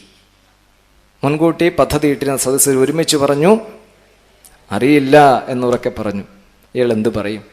അത് തന്നെയാണ് വേണ്ടത്. ഇത് തന്നെയാണ് വടി, അവരെ അടിക്കാനുള്ള വടി ഇത് തന്നെയാണ്. ഈ 8 വർഷമായി ഇവിടെ ശ്രീമദ് ഭാഗവത സപ്താഹയജ്ഞം നടക്കുന്നു. ഈ 8 വർഷമായി ശ്രീകൃഷ്ണാവതാരത്തെപ്പറ്റി അറിയാത്ത നിങ്ങളോട് ഞാൻ 9ാമത് തവണ പറഞ്ഞാൽ നിങ്ങൾക്ക് എന്താ പറയാൻ പറ്റുക? 8 തവണയായി കേട്ടിട്ട് നിങ്ങൾക്ക് യാതൊന്നും അറിയില്ല. പിന്നെ ഞാൻ വിശേഷിച്ച് പറഞ്ഞിട്ട് ഒരു കാര്യവുമില്ല. അതുകൊണ്ട് നന്ദി, ഞാനിന്നൊന്നും പറയണില്ല. പോരെ. 3-ാമത് ദിവസം വന്നു രുക്മിണീ സ്വയംവരം. അപ്പോൾ പ്രാഥമിക കാര്യങ്ങളൊക്കെ കഴിഞ്ഞു വന്നിരുന്നു. കണ്ണടച്ചു. ഇന്ന് രുക്മിണീ സ്വയംവരമായിരുന്നു. എല്ലാവർക്കും രുക്മിണീ സ്വയംവരത്തെ പറ്റി അറിയില്ലേ എന്ന് ചോദിച്ചു. എന്തായിരിക്കും സഭയുടെ മറുപടി? അറിയാം എന്ന് പറഞ്ഞാൽ കുഴപ്പം, അറിയില്ല എന്ന് പറഞ്ഞാലും അബദ്ധം. എന്താ പ്രതിവിധി? അവരാലോചിച്ചു. സഭയിലിരുന്ന ഒരു കൂട്ടർ പറഞ്ഞു അറിയാം, അപ്പുറത്തിരുന്നവർ പറഞ്ഞു അറിയില്ല എന്നുറക്കെ പറഞ്ഞു. അപ്പോൾ അറിയാവുന്നവരും ഒരു കൂട്ടർ, ഒരു വിഭാഗം മുഴുവൻ അറിയാമെന്നുറക്കെ പറഞ്ഞു. അറിവില്ലാത്തവർ ഇപ്പുറത്തുകൊണ്ട് എന്ത് ചെയ്യും? പറഞ്ഞല്ല പറ്റൂ.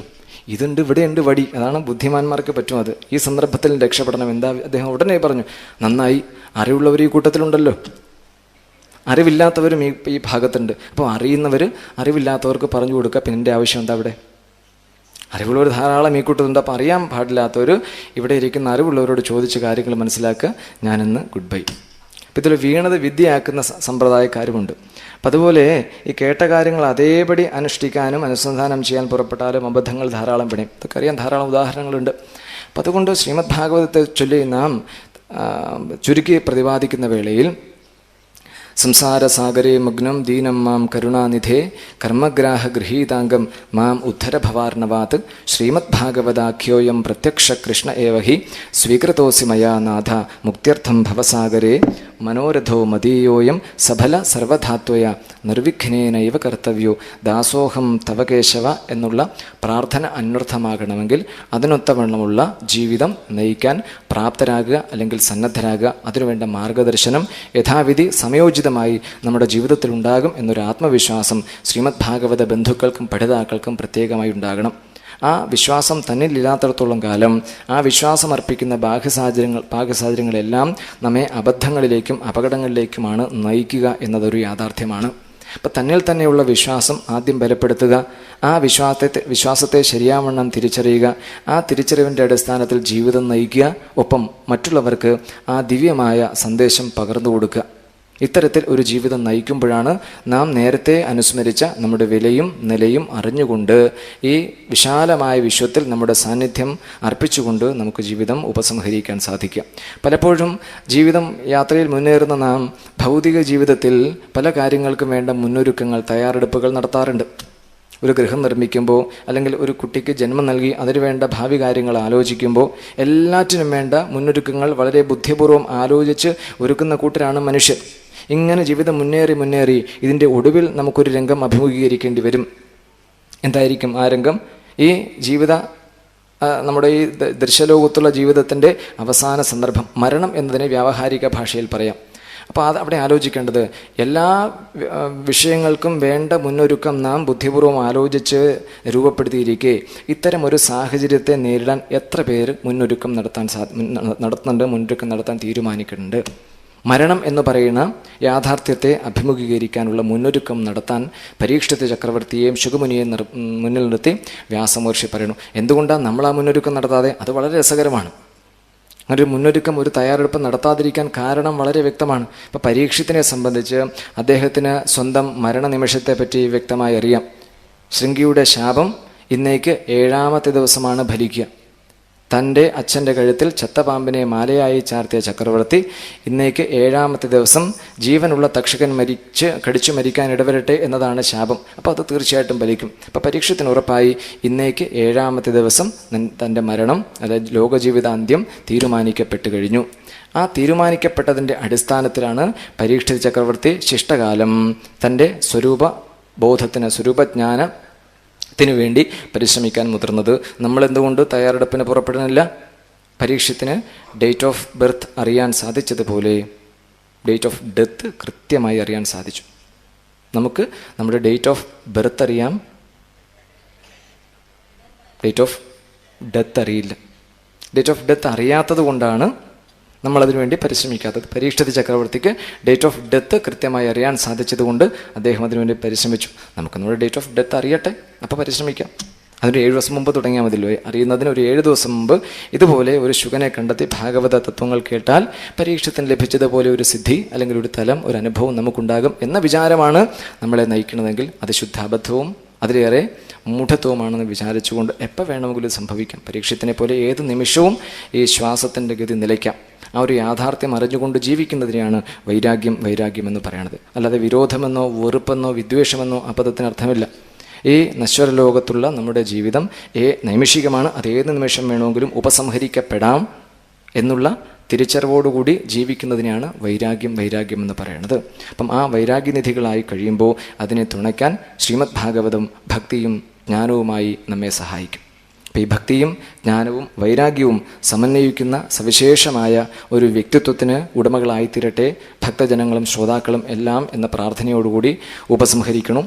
എല്ലാവർക്കും മംഗളമുണ്ടാകട്ടെ, എല്ലാവർക്കും ക്ഷേമമുണ്ടാകട്ടെ, എല്ലാവരുടെയും കുടുംബജീവിതം ഭദ്രമാകട്ടെ. പ്രകൃതി അതിനു വേണ്ട രീതിയിൽ നമുക്ക് വേണ്ട സഹായവും നിർദ്ദേശവും അനുഗ്രഹവും യഥാസമയം ചെയ്യട്ടെ.